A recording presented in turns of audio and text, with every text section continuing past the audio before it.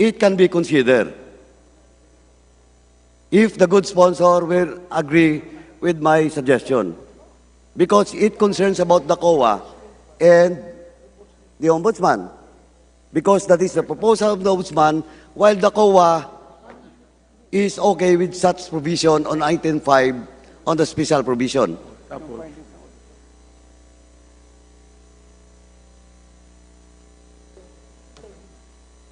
One minute suspension, Mr. Speaker. Session is suspended.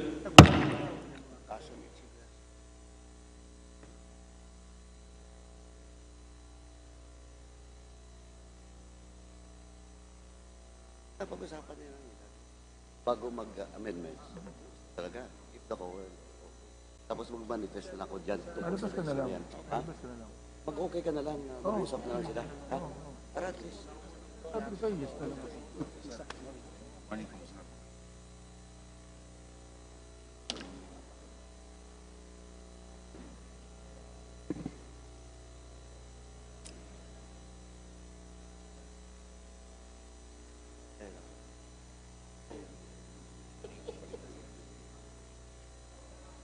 Ikaw lumapit.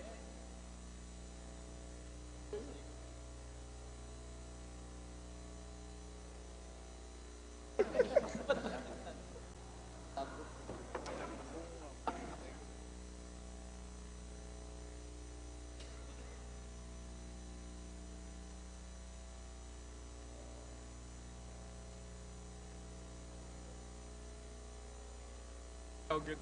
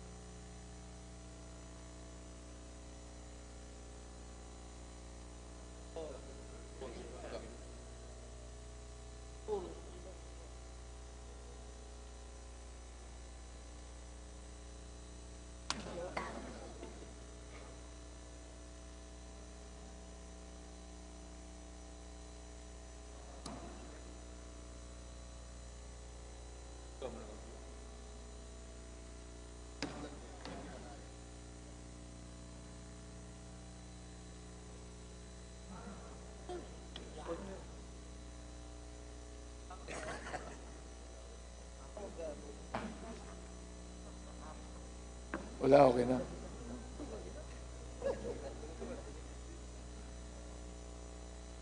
Yan na, yan na.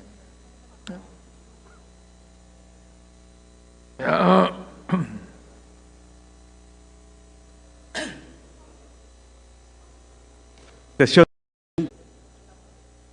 The gentleman, sponsor, may now proceed.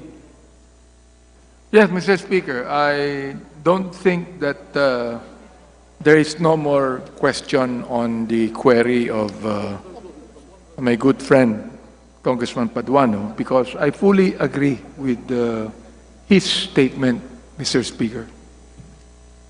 Thank you for that answer, Mr. Speaker, ginong sponsor. And let me manifest na lang doon sa issue about the EOM and the AR publication. Now, of course, the recommendation of the Office of the Ombudsman to remove the publication of annual audit reports must be carefully evaluated so as not to undermine the principles of transparency, accountability, and prudent governance. As correctly pointed out by the Ombudsman, AARs do not reflect the overall fiscal performance of the agency, and therefore, and conclusive. That is also the statement of the Ombudsman. But while these reports may put our government officials in a bad light, just like the Juju Binay case, especially during election, and I will look into the data with regards to cases filed during election period and the regular annual period. But anyway, before I proceed to that, foremost priority must still be extended to the public's right to be informed on the government's usage of public funds. Likewise, if we withhold certain audit information, it may exacerbate the government's reputation as people may perceive that we might be concealing certain transactions away from public scrutiny.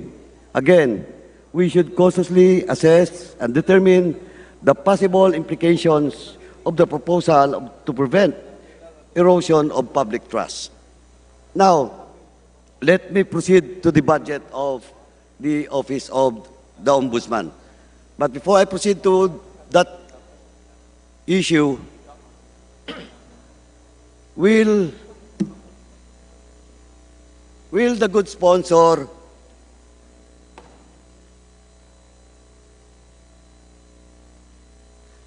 give us or give this representation in the august body with regards to the numbers of pending of cases filed every year, yung total complaints evaluated, evaluation rate, then yung cases for prosecution filed, and of course the conviction rate.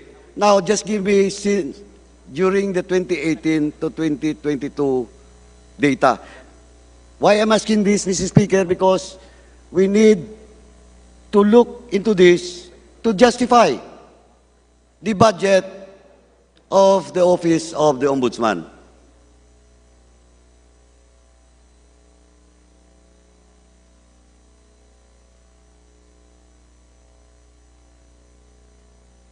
Yeah, Mr. Speaker, I'm holding here the anti-corruption investigation program, which kanina po nabanggit ko na. I think that we should also realize, Mr. Speaker, that we have had 3 years of pandemic. Yeah. No? And I believe that the 3 years of pandemic has affected the investigations of the Ombudsman. But of course, right now, the pandemic has been lifted, and I believe that the Ombudsman will be able to, again, give us a very good indicator on the outcome of the anti-corruption investigation program.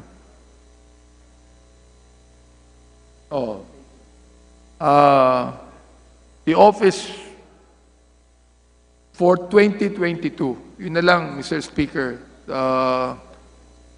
the office has a total workload of 3,767 criminal cases, 2,448 of which were carried over from 2021, while the remainder of 1,319 were instituted in the year under review. So given this, 2,497 criminal cases, or 66.29% of the 3,767 workload were disposed of in 2022, leaving a balance of 1,270 as of December 31, 2022. Also, Mr. Speaker, as I add, reading the performance measures of the Ombudsman, the Ombudsman was also able to dispose 33 forfeiture cases out of the 64 workload in 2022 with a disposition rate of 51.56%. Of the said workload, 38 were carried over from the year 2021, while the remaining 26 were instituted in 2022. With respect to adjudication of administrative cases, given a workload of 3,847, 2,510 cases were carried over from the previous year, and 1,337 as newly instituted, the office was able to dispose of 2,702 administrative cases, or 70.24%, leaving a balance of 1,145 administrative cases as of December 31 of 2022. So, Mr. Sponsor, can you give me the exact figure with regards to the total workload as of now? Both the criminal and administrative cases of the Office of the Ombudsman. Kasi dito po, napapansin ko lang na during the period of elections, my data is from 2019 lang po, and then 2022. It always goes up, especially during election period, election year.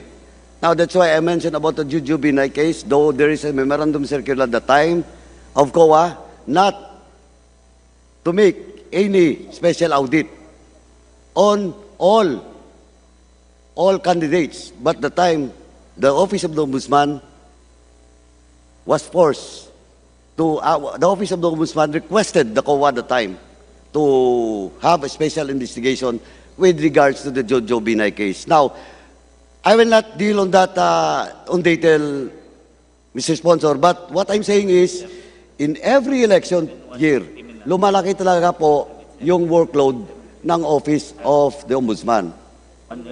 Kasi dito, 2019, the total workload is 11,681, while in 2022, it's also 11,326. While in the previous years, the average is between 7,000 and 9,000 cases of workload. Yeah, Mr. Could Speaker, sponsor confirm this? thank you for that information. No? But in the first quarter of 2023, in the criminal cases, we have 1,871 filed and 607 have been disposed. While in the administrative cases, 1,808 have been filed and 622 have been disposed. Thank you for that information, Ginong Sponsor. Anyway, in relation to the performance... That would be, Mr. Speaker, from January to June. January to 6 June. months. Okay. of 2020. Anyway, kailangan pa siguro dagdagan pa yung confidential fund nyo para tumaas yung rate of disposition of those cases. Anyway, with regards to the budget of the Office of the Ombudsman for fiscal year 2024, the total approved budget in the NEP is around 4.98 billion, while the proposed budget is 6.72 billion. With such variance between the proposed budget and the budget approved by the DBM, ano pong mga projects, activities, and programs ng ahensya na will be affected by this cut of budget?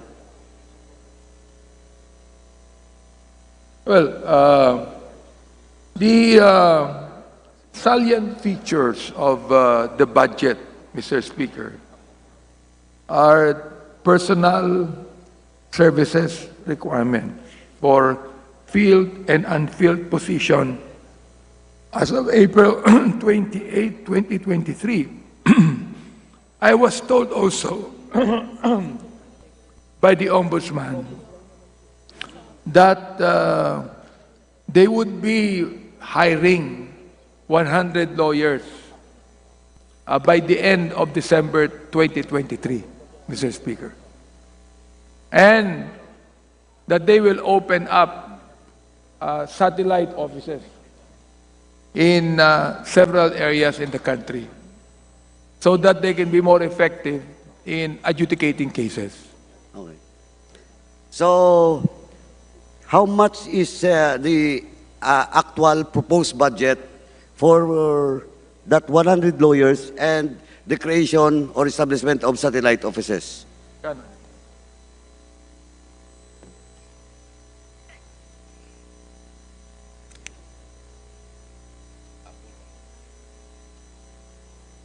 Well, the total personal services requirement for 2024 is 4 billion 103 million 47. So in this budget, that the 100 lawyers actually are included. So the 100 lawyers is included on the budget proposed. Personal services. But this is around 2 billion. What I may say, if I will ask you the priority, of course, this is the priority project of Ombudsman that was last based on your proposed budget. Now, ang question is, ito yung priority nyo, magkano po talaga yung eksaktong or ballpark figure dito sa 100 lawyers and satellite offices? Para matingnan lang po natin. Kasi, Mr. Speaker, it is more of a continuing organization and continuing feeling of the need of the ombudsman. So therefore, palagay ko, even to me, it would be very hard to put up a ballpark figure, Mr. Speaker. Basta't binanggit po natin dito that the personal services would be for more than 4 billion. Now, ano to?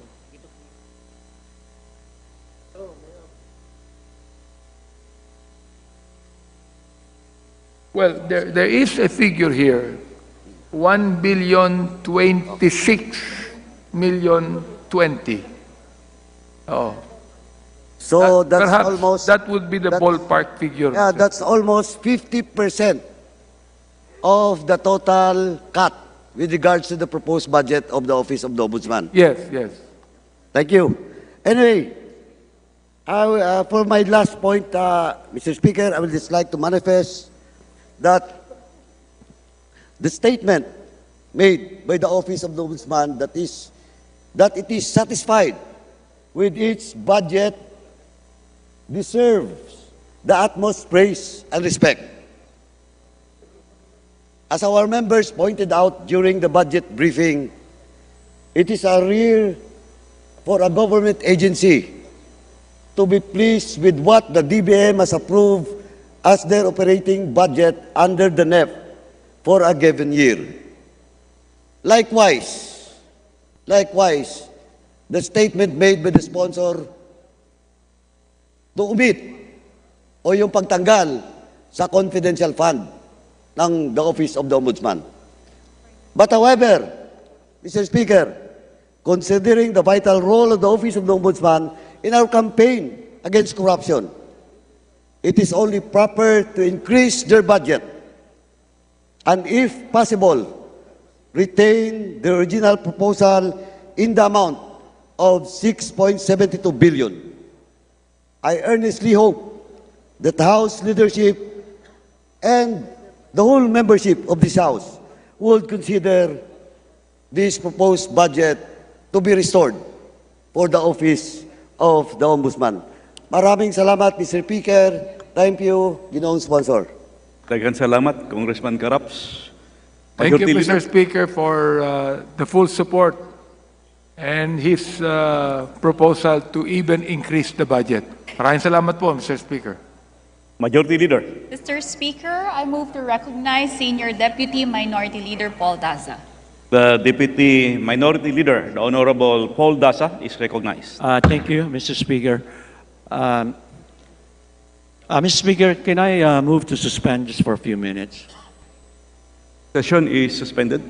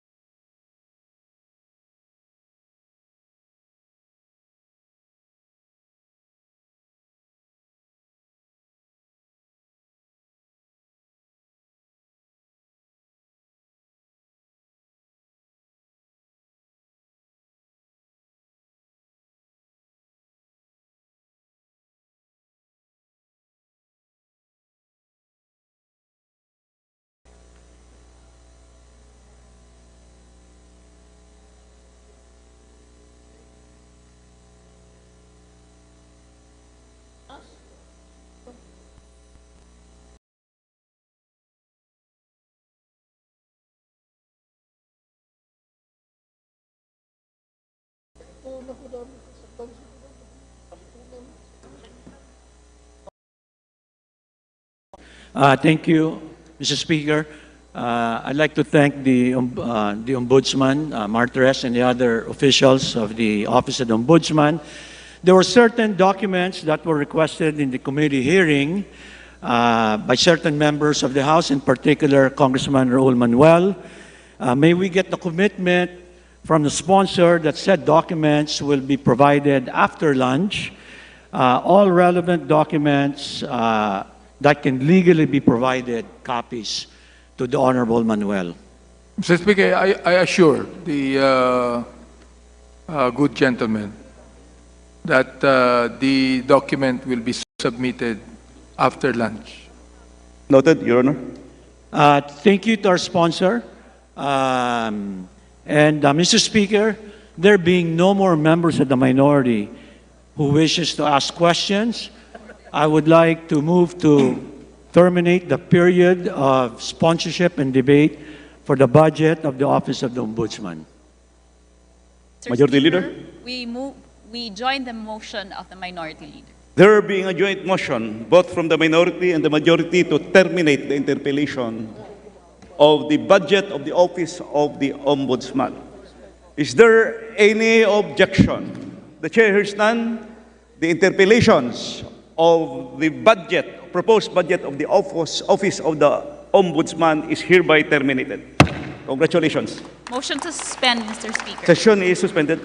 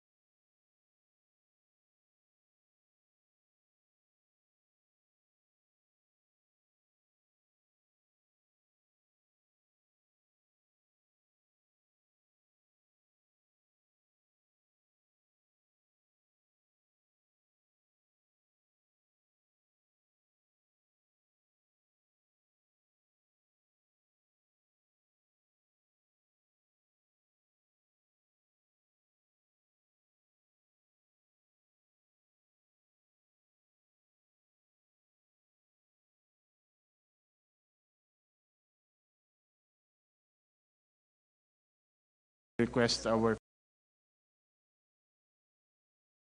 next agency. May we request the members of the Commission on Human Rights to please take their place behind the sponsor's podium.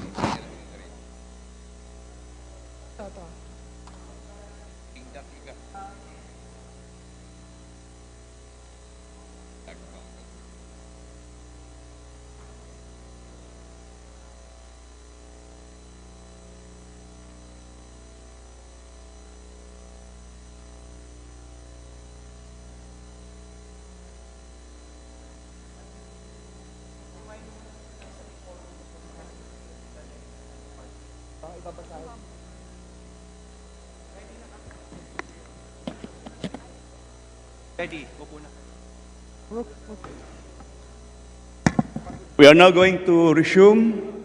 I request the guests and the members to please clear the gallery so we can take up the next budget. Session is resumed. Majority Leader.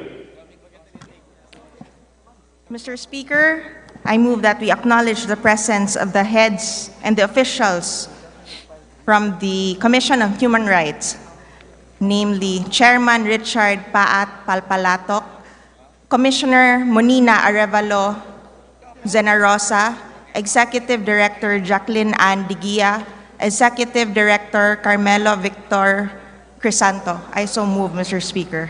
We acknowledge the family of the Commission on Human Rights.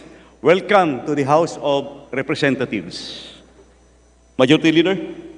Mr. Speaker, I move that we recognize the Honorable Jocelyn C. Lim Kai Chong, Vice Chairperson of the Committee on Appropriations, to answer questions on proposed budget on Commission on Human Rights. The Vice Chairperson of the Committee on Appropriations, representing the 1st District of Negros Oriental, the Honorable Representative Jocelyn C. Lim Kai Chong, is hereby recognized to begin the sponsorship. Thank you very much, Mr. Chairman, and allow me to give my opening remarks. This coming December 10, 2023, we will be celebrating the 75th anniversary of the Universal Declaration of Human Rights, or UDHR. Filipino statesman Carlos P. Romulo worked closely in drafting the UDHR before it was eventually adopted by the UN General Assembly in 1948. Needless to say, the Philippines has been part of a long and proud tradition of upholding human rights, especially in giving voice to small nations as well as to the weak, vulnerable, and marginalized sectors. To date, while acknowledging the contributions of the government in upholding this primary obligation to respect and protect human rights domestically, we also have the Commission on Human Rights, or the CHR, a body created under the 1987 Constitution that serves as watchdog, educator, advocate, and monitor so that the Philippine government may give life and better meaning to the aspiration of the UDHR and our very own Constitution. Mr. Speaker, my distinguished colleagues, it is my honor to sponsor the budget of CHR and its attached agency, the Human Rights Violation Victims Memorial Commission, or HRVVMC. For fiscal year 2024, CHR proposed a total budget of 1.924274 billion. However, 976.36 million was the amount approved by the NEP, under the National Expenditure Program. That reflects a 49.29% decrease in their proposed budget. And when compared to CHR's 2023 budget under the GAA, the 2024 NEP budget still shows a reduction of 25.694 million, or 2.56% lower. While its attached agency, the HRVVMC's NEP for 2024 is 40.690 million, or only 67.65% of their proposed budget. Mr. Speaker, CHR plays a critical role in preserving our vibrant, albeit fragile, democracy. It is a check and balance mechanism against abuses in power.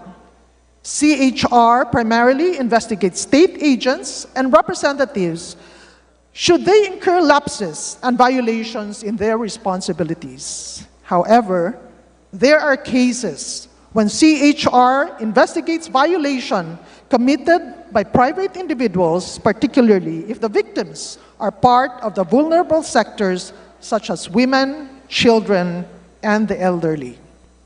CHR's mandate, in this sense, is not just a set of principles, but a dynamic and comprehensive framework.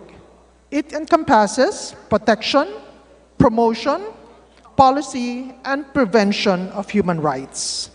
When a country is seen as committed to human rights, it can attract foreign investments, trade partnership, and tourism. It can boost export and economic growth. Along the way, Congress has strengthened CHR by expanding its role and mandate through new laws.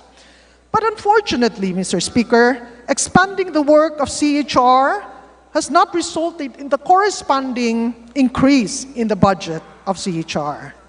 Instead, a review of pieces of legislation brought about unfunded mandates. And this legislative advancement aimed at strengthening CHR's role should indeed translate into a budget that matches its responsibility. So despite these challenges, Mr. Speaker, CHR strives to provide its services through its 600 people strong workforce spread out across 16 regional and 4 sub-offices across the Philippines. CHR's persistence and commitment to its mandate has allowed them to maintain its status A accreditation with the Paris Principles. True to their mandate, CHR is indeed a commission for all. CHR ng lahat, naglilingkod, maging sino ka man. My dear colleagues, as we approach the momentous occasion of the 75th anniversary of the Universal Declaration of Human Rights, it is time to reflect on our nation's journey towards freedom, justice, and equality. It is through the CHR that we hold ourselves accountable. The role of the CHR in our democracy cannot be understated. So in light of its expansive mandate and challenges it confronts, I implore my esteemed colleagues to consider increasing the budget of the CHR for 2024 to its original proposed budget of 1.924 billion. As for the HRVVMC, this body support will allow them to construct the Freedom Museum, a key element of Republic Act 10368, or the Human Rights, Victims' Reparation and Recognition Act. We again seek the inclusion of the special provision for the construction of the Freedom Museum for fiscal year 2024. We must implement what is protected by law, as this is the essence of our democracy. It is equally important that the victims that have been recognized in our courts and agency be given the honor and dignity. Our democracy's health and our commitment to human rights are mirrored in this budget. Therefore, Mr. Speaker, my honorable colleagues, I'm now ready to answer your questions. Majority Leader. Mr. Speaker, I move that we recognize the Honorable Arlene Brosas from the Gabriela Party List for her interpellation. The lady from Gabriela Party List, the Honorable Arlene Brosas, is recognized for her interpellation. Thank you, Mr. Speaker. Maraming salamat at magandang umaga po sa ating lahat, Mr. Speaker. Lalong-lalo na sa CHR family, Mr. Speaker. Mr. Speaker, will the sponsor yield to a few questions, Mr. Speaker? Yes, Mr. Speaker. Yes. Bago po ako pumunta sa aking mga katanungan, gusto ko pong taus-pusong magpasalamat sa Commission on Human Rights sa naging tulong nila kahapon sa pagpapalaya kina Janila Castro at Jed Tamano, mga environmental defenders at tumitindig laban sa reclamation projects sa Manila Bay na dinukot at nakita na lamang sa kamay ng NTF-ELCAC at pinapalabas ng mga rebel surrenderies. Nasaksiyan po natin kung paanong pinabulaanan ng dalawa ang mga sinasabi ng NTF-ELCAC at ng 70th Infantry Battalion na sila ay mga nag-execute daw ng affidavit. Ang sinasabi ng mga bata ay under duress sila during that time at nilagay sila ng mahigit 2 linggo sa loob mismo ng kampo. So, matinding torture po yung inabot ng mga bata dito. Mr. Speaker, Yun, Mr. Speaker, pasasalamat sa CHR dahil isa po sila sa mga nag-intercede during that time sa Plaridel, Bulacan, kahapon, kagabi, in fact, na dinala namin sa Commission on Human Rights, sina Jed Tamano at Janila Castro. Now, Mr. Speaker, let me go to my questions, Mr. Speaker. Mr. Speaker, nagkaroon ng pagbaba, yan nga, no, sa budget ng Commission on Human Rights mula 993 million para sa taong ito. Naging 971 million ang budget ng CHR para sa 2024. Tama po ba? Mr. Speaker, that's correct. Mr. Speaker, ano po yung epekto nitong budget na ito sa pagtupad ng CHR ng kanyang mandato?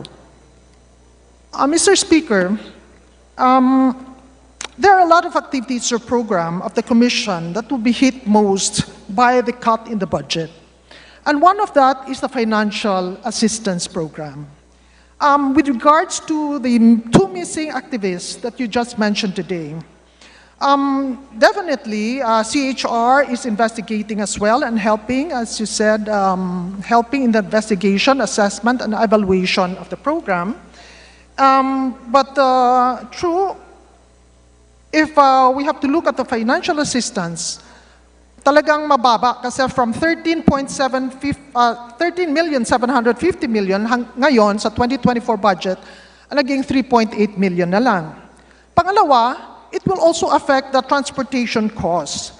The lack of funds for local travels of investigators to be prompt up and visible, no, in times of need. And we also have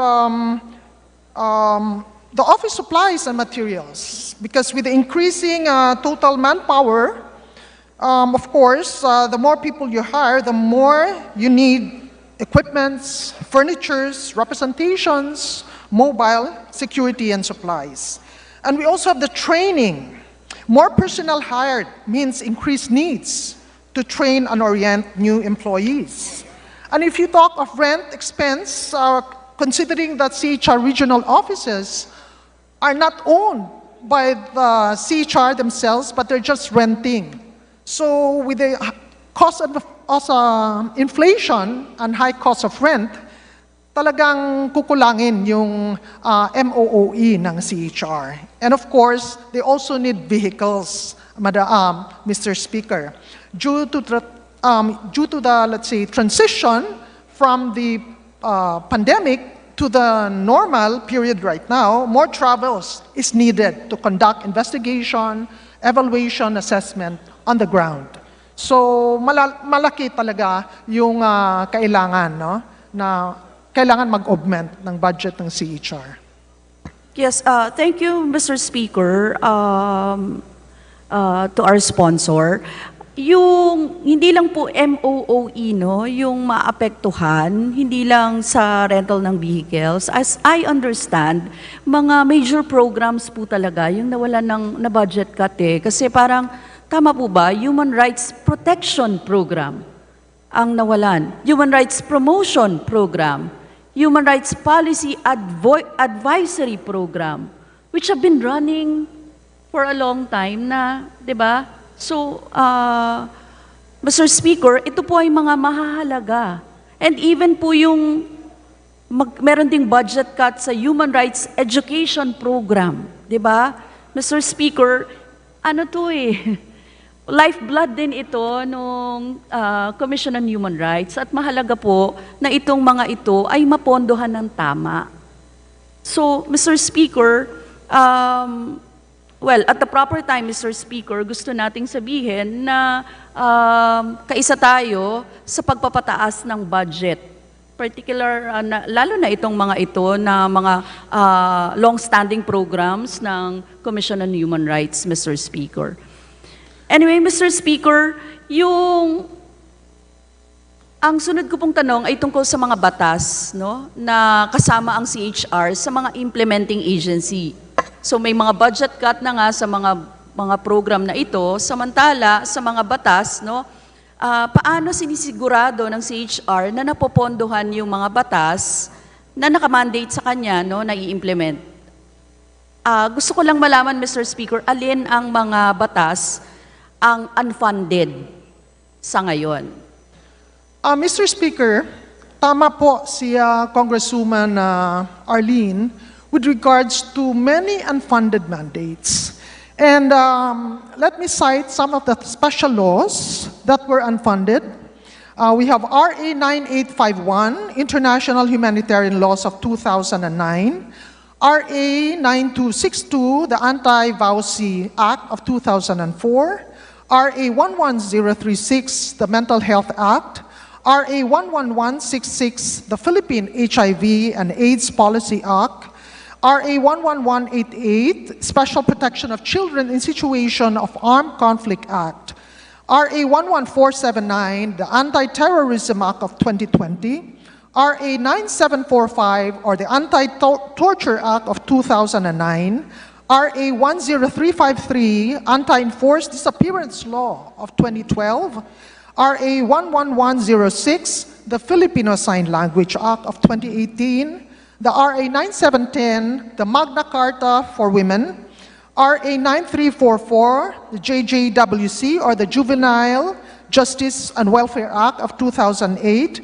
We have RA 11930, the Anti-Online Sexual Abuse or Exploitation of Children and Anti-Child Sexual Abuse or Exploitation Material Act, RA 11596, an act prohibiting the practice of child marriage and imposing penalties for violation thereof.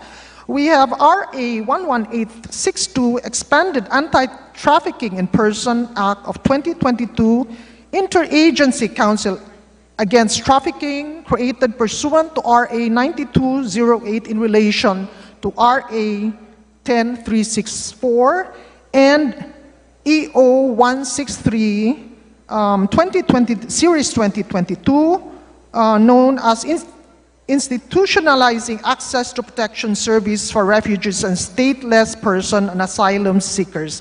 And Madam Speaker, Mr. Speaker, dear colleague, if we add up the costs of all these unfunded mandates, it will approximately need a budget of 271,607,990 pesos. So, Mr. Speaker, pinapakita lang sa atin ang mga datos na ito na talagang malaki yung pagkukulang sa Commission on Human Rights ng funding.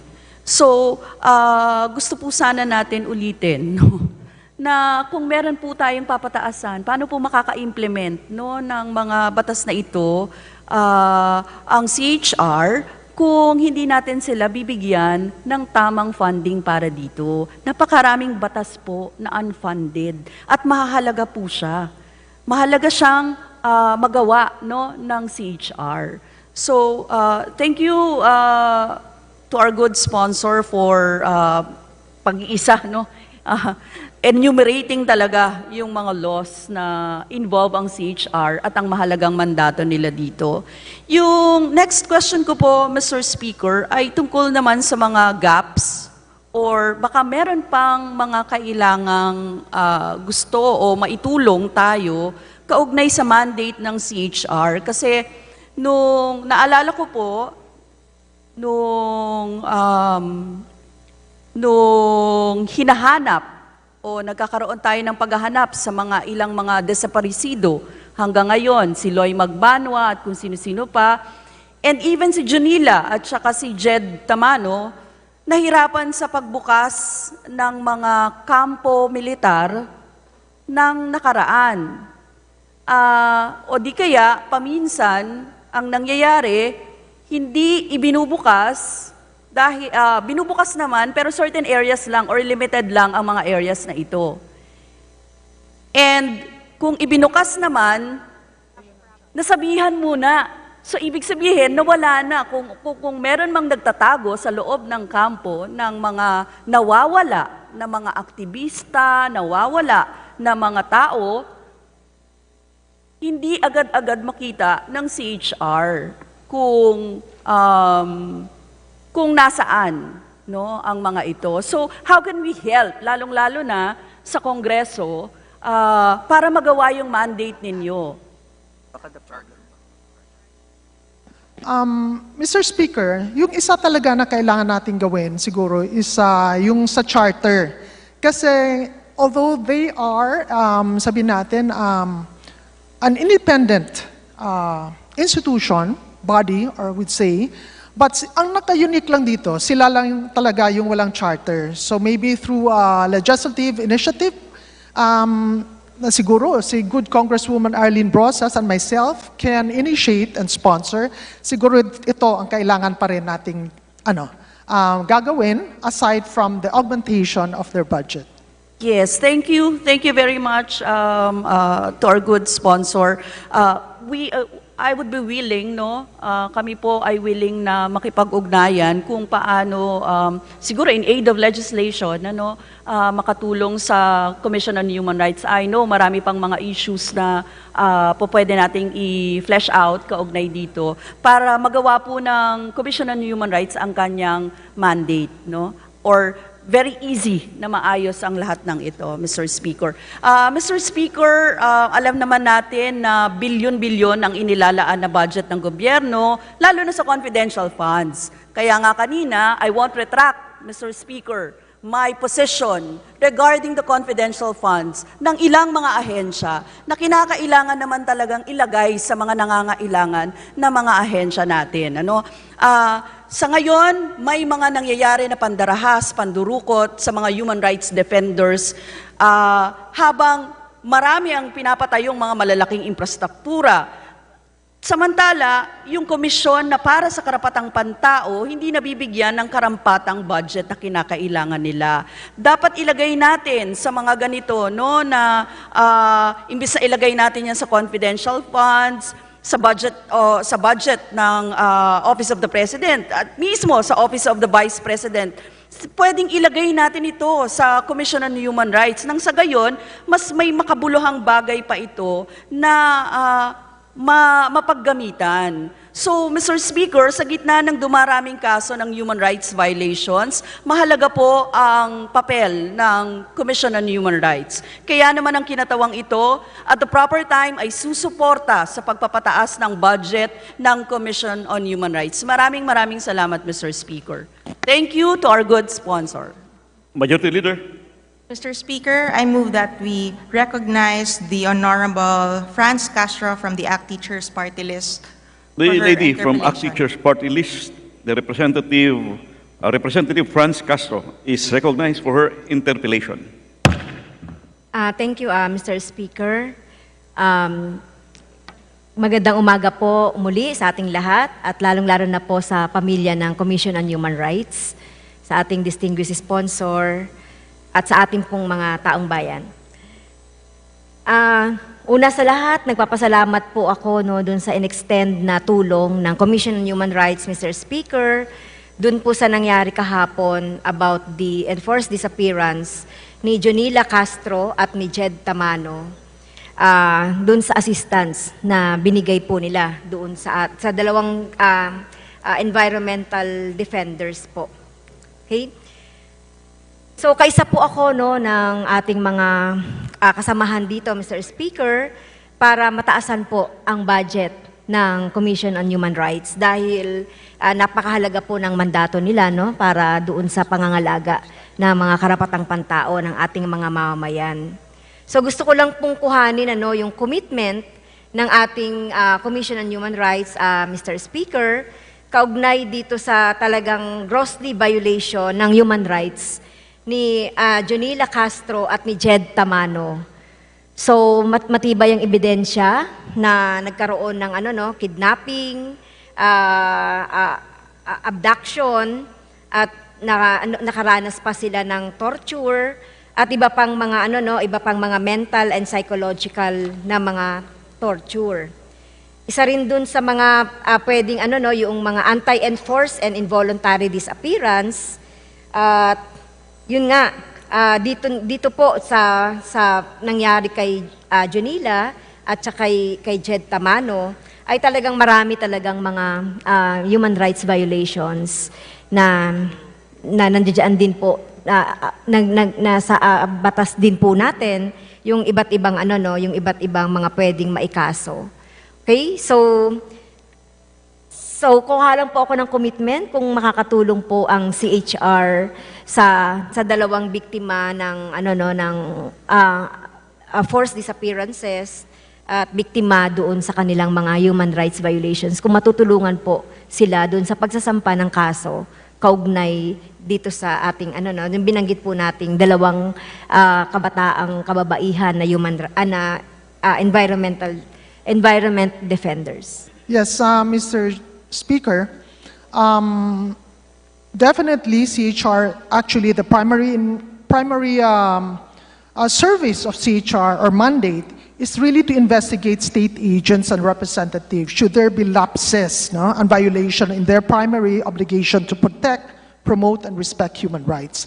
So definitely you have the assurance coming from CHR that they will assist in the safety, accountability, and policy reforms. Yes, salamat po doon sa commitment, Mr. Speaker. Pangalawa po, isa rin po sa mahalaga na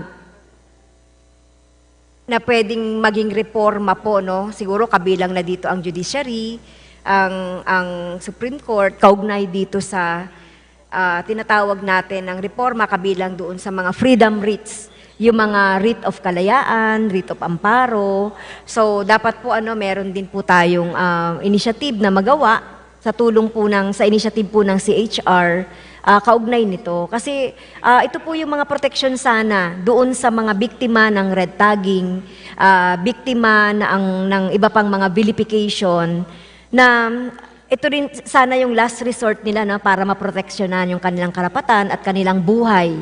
So, maari po ba tayong makakuha ng commitment sa CHR ng inisyatiba para po in coordination, Mr. Speaker, sa ating iba pang mga related na agency, kaugnay dito sa reforma, dun sa iba't ibang mga writs na available po sa atin?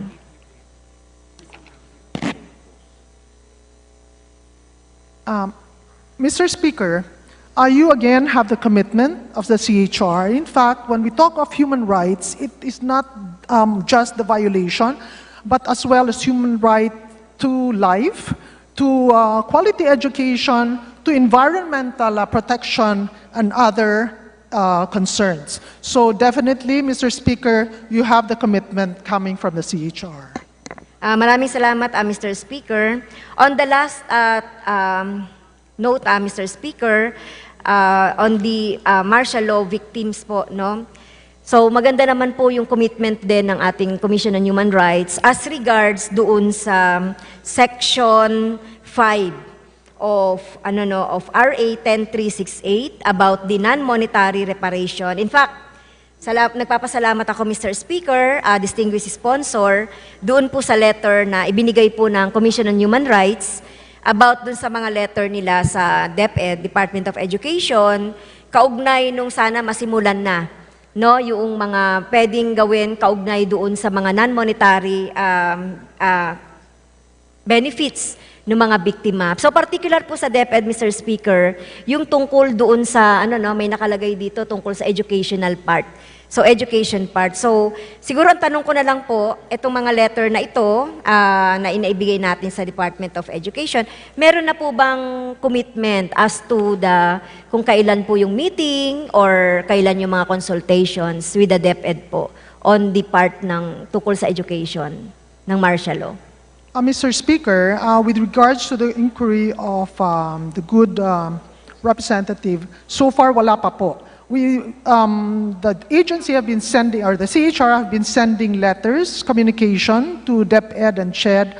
However, hanggang ngayon, wala pa ring commitment from the different agencies. So, magpa-follow up na lang po ang CHR.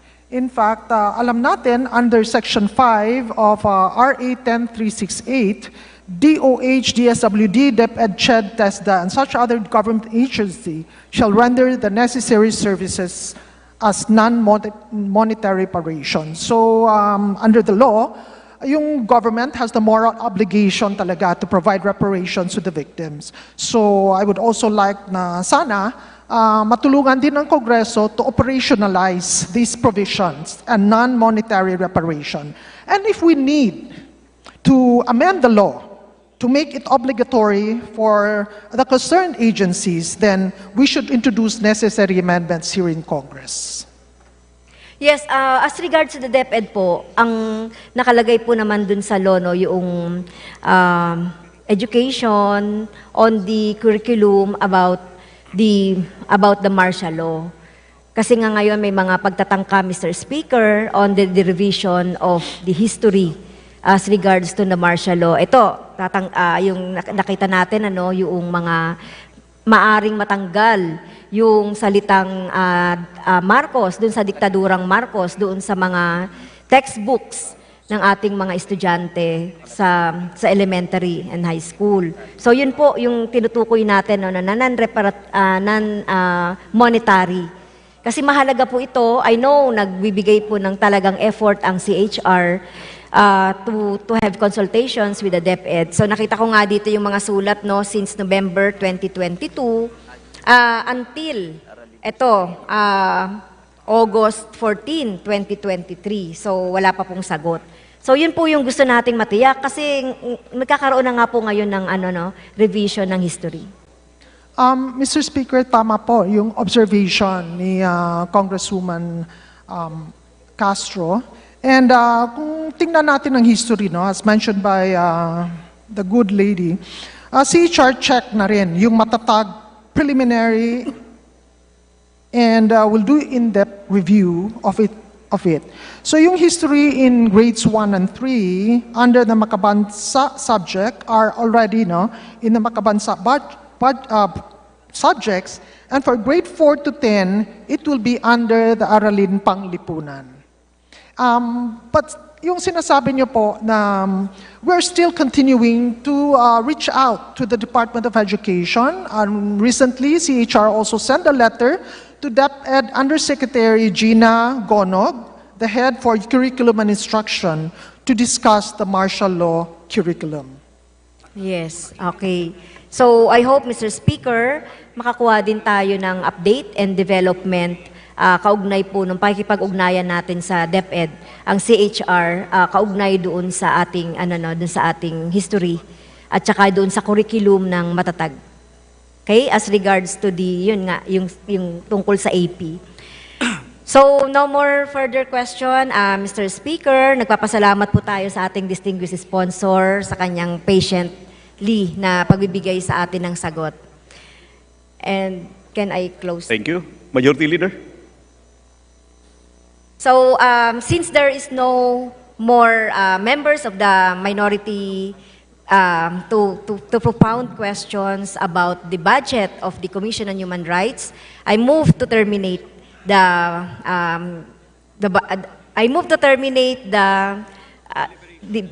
deliberation and debate, Mr. Speaker. Majority Leader. Mr. Speaker, on the part of the majority, we join the minority in the motion to terminate the interpolations on the proposed budget of the Commission of Human Rights.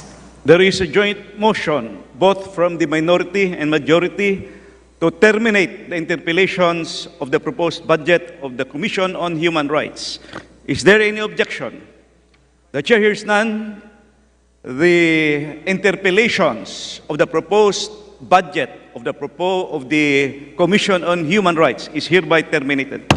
Congratulations. Mr. Speaker, thank you so much. And to our colleagues, we thank for the support coming from the majority for the budget or augmentation of the funds of CHR and its attached agency, the HRVVMC. Salamat po. Thank you. Session suspended for 2 minutes to allow our members to congratulate the Commission on Human Rights and for picture taking.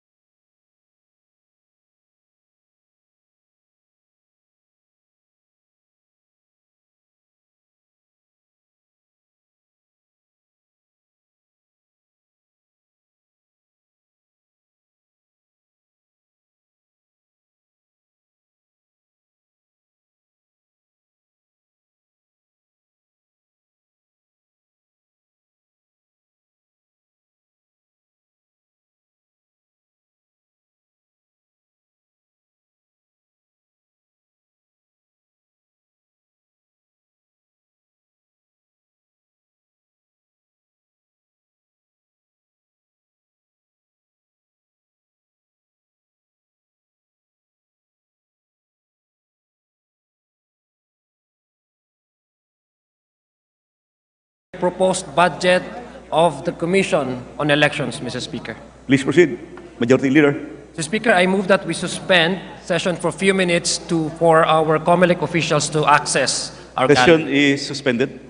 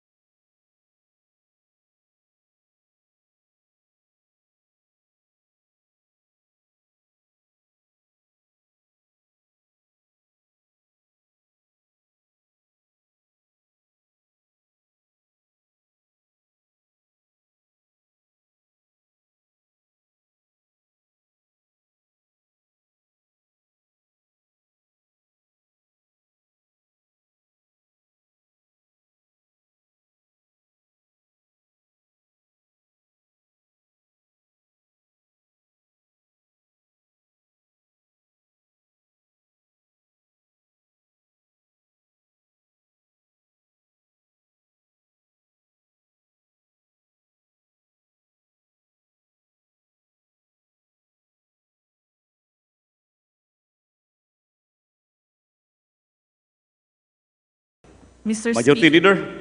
Mr. Speaker, I move that we acknowledge the presence of the heads and the officials from the Department of Commission and Election. Chairman Erwin George M. Garcia, Commissioner Nelson J. Celis, Commissioner Marlon S. Casquejo, Executive Director Chopisto E. Elnas Jr. We would like to welcome the family of the Commission on Elections to the House of Representatives. Welcome. Majority Leader. Mr. Speaker, I move that we recognize the Vice Chair of the Committee on Appropriations, the distinguished gentleman from 1st District of Surigao del Norte, Representative Francisco Jose Bingo Matugas II, to sponsor the proposed budget for the Commission on Elections, Mr. Speaker.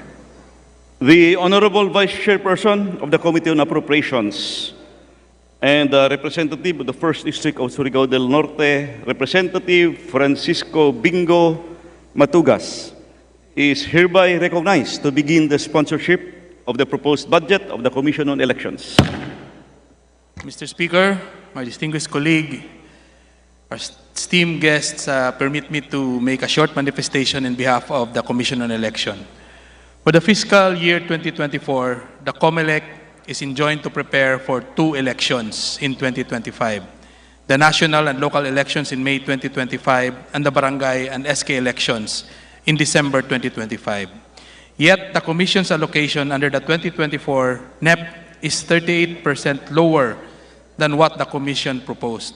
The items affected, Mr. Speaker, my dear colleagues, include the provision for internet voting for Filipino overseas, deployment of election machines and equipments, and overtime pay for staff who will be preparing for the 2025 elections, among others. I hope that at the proper time, my dear colleagues, you will support the request of the Commission to give it the proper budget to prepare for the 2025 election.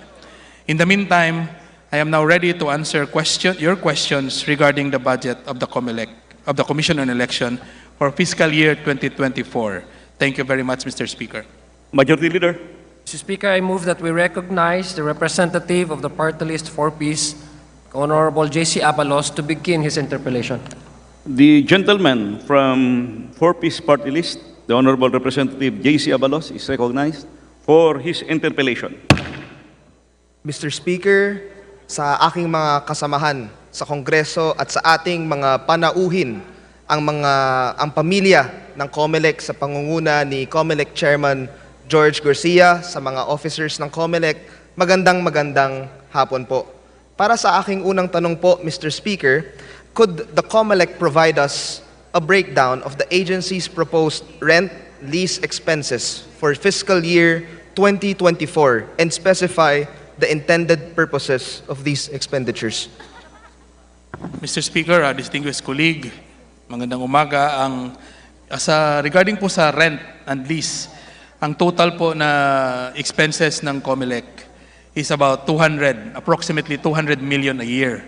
Dahil po wala po silang sariling bahay nila, all of their offices are rented out. Kahit yung main office sa Intramuros ay nagre-rent po sila. Mr. Speaker, distinguished colleague. Mr. Speaker, I hope that we could reconsider the spending priorities for the Comelec by relocating funds from MOOE to capital outlay, so that this shift in focus should include allocating resources for constructing buildings to serve as field offices. This approach can lead to improved service delivery, efficiency, and long-term benefits, as these buildings will provide a stable base for the agency's operations. Nabanggit nga po ng ating butihing sponsor na walang sariling bahay ang ating Comelec. And nakalagay po sa ating konstitusyon na isa itong independent constitutional body. This is the only constitutional body that does not have its own building. And no less than the Constitution provides that the Commission should have fiscal autonomy. And this means independence from any political agency. In case magkaroon po ng conflict ang Comelec at ang LGU, dahil nakalagay sa ating Omnibus Election Code, sa Section 55, that the LGU concerned should provide suitable space for office, paano po kung may conflict? Baka mahirapan po ang ating Comelec. Ngayon po, Mr. Speaker, para sa aking pangalawang tanong, gusto ko po muna i-acknowledge ang desisyon ng Comelec na pataasan ang honoraria ng mga guro na magpa-participate sa 2023 barangay and SK elections, increasing it from a range of 4,000 to 6,000 pesos to 8,000 to 10,000 pesos. This is indeed a positive step in recognizing their vital role in ensuring the integrity of the electoral process. Ngayon, yung tanong ko po, in light of this increase, I would like to inquire whether the Comelec has engaged in discussions with the BIR, the Bureau of Internal Revenue, regarding the possibility of seeking tax exemption, particularly with respect to the value-added tax deduction. This is an important matter to consider, as it can further benefit our dedicated teachers and alleviate their financial burden during their essential electoral duties. Mr. Speaker, distinguished colleague, with regards to the tax exemption, ang ating butihing chairman ay yun po ang sanang aspiration niya. But the particular provision on the tax applied on the teachers is nasa batas po ng NIRC. So hindi po siya pwede ma-exempt. So the only way na ma-alleviate yung situation ng ating teachers at mga volunteers is taasan yung sweldo. So that's why our chairman, Chairman George, see to it na from a meager amount of 6,000, magiging 10,000 na siya starting this barangay elections. Mr. Speaker, distinguished colleague. Maraming salamat po, Mr. Speaker. at sa Comelec dahil sa kanilang effort sa pagbigay ng karagdagang benepisyo para sa ating mga teacher. Ngayon, sa aking susunod na tanong, this is in the context of the Comelec gun ban exemption process and the ongoing digitalization efforts in the Philippines. Can you provide insight into the specific measures and technologies Comelec intends to employ to secure the list of gun owners obtained from the Philippine National Police? Furthermore, how does Comelec plan to ensure the integrity and transparency of this data while granting exemptions during electoral periods, considering the potential risks associated with digital records and privacy concerns? Lastly, what steps are being taken to streamline and optimize the process of securing gun ban exemptions for every election, making it more efficient and accessible to all eligible applicants? Mr. Speaker, distinguished colleague, with regards to the application for gun ban exemption, as of now, since the requirement for LTOP is lodged or is in the jurisdiction of the military and the police, so Comelec is relying on that list. So the process is the PNP and the military will verify those who are qualified for gun ban exemption and then submit that list to Comelec for them to issue the exemption. But for the information of our colleagues in the House, sabi po ni Chairman, lahat po ng members of the House are already given a gun ban exemption now because of our work here in the legislature. And then with regards to the process, as of now, the process of giving gun ban exemption is centralized as of the moment. But the Chairman George, plan to decentralize it para mas mabilis.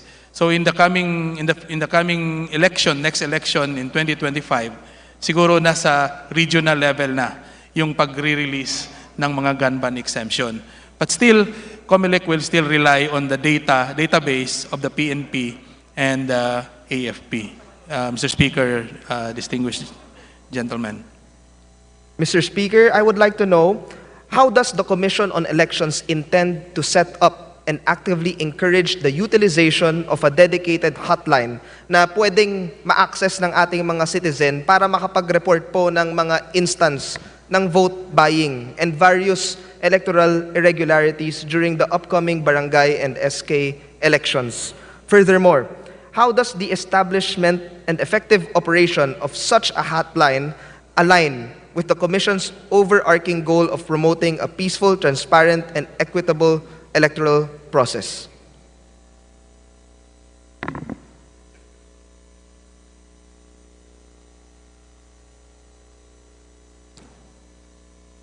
Mr. Speaker, distinguished colleague, with regards to the hotline, as of now, marami pong hotline ang ginawa ang Comelec, especially for the coming barangay election. So both cell phone numbers are available. Then we have also online access through email. And as of now, ang ginawa ng ating chairman is from a mere task force, gumawa po siya ng committee, no? Especially to address the issue on vote buying. The committee is composed of the Comelec, the Bangko Sentral, the Department of Finance, and AMLA, no? Para mas makita nila, because those agencies are more specialized in terms of the subject matter of vote buying. Yun po, Mr. Speaker and distinguished colleague. Mr. Speaker, distinguished sponsor, gusto ko pasalamatan ang Comelec dahil gumagawa po sila ng mga hakbang para maiwasan ang mga irregularidad sa conduct po ng ating eleksyon. Ngayon po, gusto ko pong malaman, before the creation of the Contra Bigay Committee, yun nasa Comelec Resolution 10946, may mga na-convict na po ba of the crime under Section 261A of the Omnibus Election Code, where among the prohibited acts are vote buying and vote selling? Pwede po ba namin malaman ang percentage ng mga kaso na na-file na may conviction po at na may ipakulong na mga violators sa huling 4 na national elections mula noong 2016 presidential, 2018 barangay, SK, and SK 2019 midterm at 2022 presidential. Mr. Speaker, distinguished colleague, with regards to conviction, it's very unfortunate and very sad na for the last 4 national elections, wala pong conviction. Now, the reason for that is karamihan naumpisahan po ang filing, but in the long run, ang complainant and witnesses will withdraw their complaint. Kaya po wala po talagang nako-convict. As to the number of cases filed, marami po, we just don't have the... so the chairman will motu proprio file complaints pag may nag-submit or may nakita yung committee especially for this coming barangay election. Mr. Speaker, distinguished colleague. Mr. Speaker, sa Section 28 ng RA 6646 or the Electoral Reforms Law of 1987, it says that for the prosecution of vote buying and vote selling to proceed, the presentation of a complaint and supported by affidavits of the complaining witnesses is needed. Pero alam naman natin at napapanood o naririnig sa mga news reports ang election-related violence. Kasama na ang patayan na nagaganap sa iba't ibang lugar ng bansa. At ito ang malaking hadlang para may mag-file ng complaint kahit nga may mga ebidensya, dokumento, or video pa nga minsan. Sa ganitong kalagayan po, Mr. Speaker, paano po makakatugon ang Contra-Bigay Committee na tuluyan na nating ma-address ang issue ng vote selling at vote buying? Mr. Speaker, distinguished colleague, with the establishment of the committee, ang ating chairman, ang ating Comelec, ay para mabilis yung pag-analyze ng mga cases, vote buying cases, may mga presumptions po na silang in-establish. One of those presumptions, for example, especially at this technological age, so halimbawa, gumagamit ng GCash, electronic transfer yung kandidato. So if ma-monitor po ng Comelec, bawa, yung isang tao, nagta-transfer siya for 200 persons, that particular act is makukonsider siya na pattern of vote buying already. So that will become a presumption na yung si Mr. A na candidate is involved in vote buying activities. Mr. Speaker, distinguished colleague. Mr. Speaker, as of May 23, 2023, the Comelec stated that they have identified 491,017 flying voters. The Comelec's automated fingerprint identification system identified cases of double or multiple registrations by comparing fingerprints found in the biometric data of all registered voters in the country. To date, I would like to know how many have been identified by the Commission. Mr. Speaker, distinguished colleague, there are about 400,000 plus that have been identified as double registrants by the AFIS. So, ang nangyayari po, yung kalahati po, kasi double, so that means one of the registration will be cancelled by the Comelec. So the other half, the 200,000, will remain. Mr. Speaker, distinguished colleague. Yeah. Has the Comelec already been able to solve these in preparation for the upcoming barangay and sangguniang kabataang polls? Tama po, Mr. Speaker, distinguished colleague, na-resolve na po yung 400,000 na cases, yun po yun, ang na-delete na po yung 200,000 doon sa 400,000 double registrant. Mr. Speaker, may we know the proposed budget allotment for the preparations of the 2025 midterm elections? Can we also get the comparison against the budget used for the 2022 presidential elections?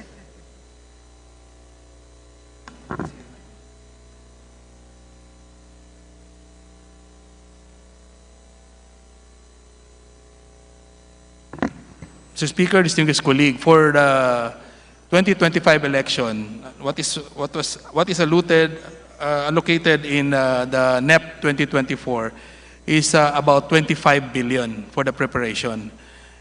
This is bigger than the 2022 election because during the 2022 election, the Comelec just refurbished the machines. But for 2025 elections, the Comelec will now purchase new machines, new system. So lahat po ng procedures magbabago po in the upcoming 2025 national elections, Mr. Speaker, distinguished colleague. Mr. Speaker, gusto ko rin po maitanong, how many VCMs will be used in the October barangay SK elections? Ano rin po ang number of voters per machine ratio noong May 2022 elections at ano rin po ang magiging projected ratio natin para sa upcoming barangay SK elections? Mr. Speaker, distinguished colleague, for the upcoming barangay election, manual po ang gagamitin ng Comelec, hindi po gagamitin ang BCM. So, magiging regular po yung number of voters per precinct, nasa 250 to 300 lang po per precinct yung botante. As to the number of machines that was used in the 2022, 107,000 machines po yung sa 2022, and then the Comelec is aspiring to use more machines in the upcoming 2025 election to reduce the number of voters per precinct. But this all depends sa budget po na maibigay sa kanila. Mr. Speaker, distinguished colleague. Maraming salamat po, Mr. Speaker, distinguished colleague, at sa ating Comelec. Thank you very much po. Majority Leader. Speaker, I move for a few minutes suspension. Session is suspended.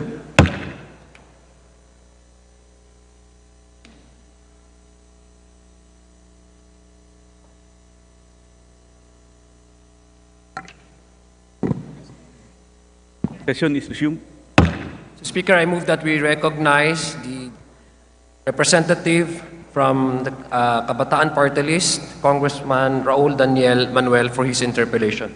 The gentleman from Kabataan Party List, Representative Raul Manuel, is recognized for his interpellation. Thank you, Mr. Speaker. Would the good sponsor yield to some questions? Yes po, distinguished colleague, Mr. Speaker. Thank you, Mr. Speaker.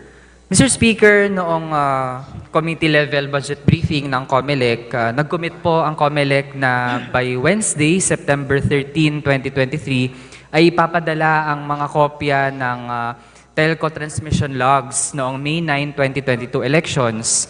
We would like to manifest na natanggap ng ating opisina ang mga kopya kahapon lamang 4 p.m. We'd like to know bakit po na-delay ang pagpapadala ng copies ng telco transmission logs.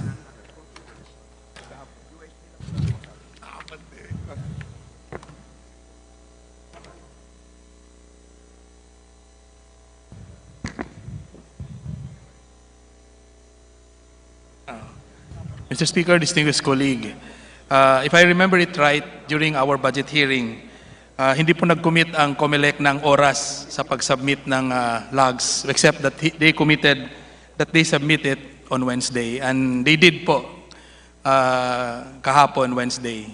Yun po yung submission nila. But may mga events po na hindi nila because they had an event yesterday, kaya po na-delay yung submission sa office niyo po, distinguished colleague, Mr. Speaker. Mr. Speaker, before September 13 po, nag-commit ang Comelec. And when it said it will send copies on Wednesday, ang ibig sabihin po nun ay yung immediate na paparating na Wednesday, which was supposed to be September 13, 2023. Pero kahapon po, it's like parang week after na, Tuesday na po, nakuha ng ating opisina ang copy ng transmission log. So gusto lang po nating i-put on record since that affects the quality of our deliberations given na napakahalaga po ng topic na ating pinag-uusapan. Mr. Speaker, nabanggit din ng Comelec na bakit marami yung mga election returns na galing sa iisang private network. Ang nabanggit po ng Comelec ay dahil sabay-sabay daw na binili ang 4G modems na napunta sa NCR at Region 4A. Kaya pare-pareho daw exactly ang IP address. Mr. Speaker, ang tanong po natin, hindi ba't sabay-sabay din naman binili ang mga lumang modems na ginamit sa iba pang mga bahagi ng bansa? Kasi kung ganon, bakit hindi sila pare-pareho ng IP address? Bakit mas sa NCR and mga probinsya sa Region 4A yung pare-pareho? Mr. Speaker, distinguished colleague, with regards to the IP address, it was, the reason given by Comelec during the budget briefing, it was they changed the old modem, the 3G modem to the 4G modem. And it was the telco, the telephone companies who established the IP address that will be used for those routers. Since the IP address that was given is in the nature of a static IP, no? So hindi siya nagbabago. And normally, pag sinasabi nating IP address, pwede pong gamitin ang isang IP address not only in one location, but in different location for purposes of security. No? Kasi we want to avoid any eavesdropping or tinatawag natin na hijacking of transmission. So actually, yung magkaroon ng isang IP address is really more for security than anything else. Distinguished colleague, Mr. Speaker. Mr. Speaker, ang tanong po natin, bakit nakakonsentrate sa NCR tsaka sa Region 4A ang paggamit ng iisang private IP address? Kung yung mga 4G modems naman ay sabay-sabay na binili at para magamit yung bagong mga modem sa iba't ibang bahagi ng bansa, bakit nakakonsentrate sa mga lugar lamang na iyon ang paggamit nitong 192.168 na IP address? Mr. Speaker, posible ba nating matrace doon sa 20,300 na mga bagong modems?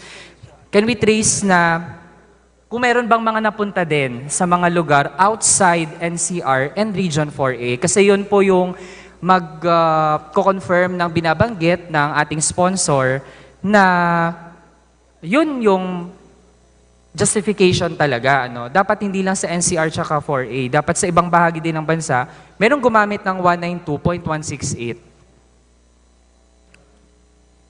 Mr. Speaker, distinguished colleague, nung 2022 election, ang normal process ng delivery ng equipment, especially the routers, inuuna po yung malalayo. So, basically, yung malalayong lugar, like Mindanao, or the northern, southern, central Mindanao, magkakaroon po sila ng specific IP assignment.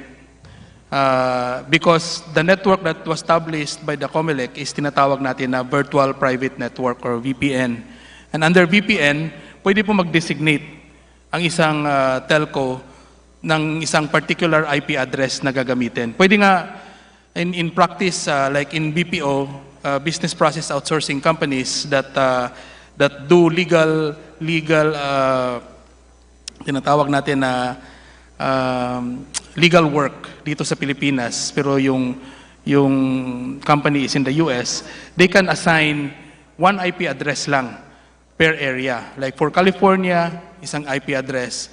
For New York, isang IP address to protect the data that is being transmitted.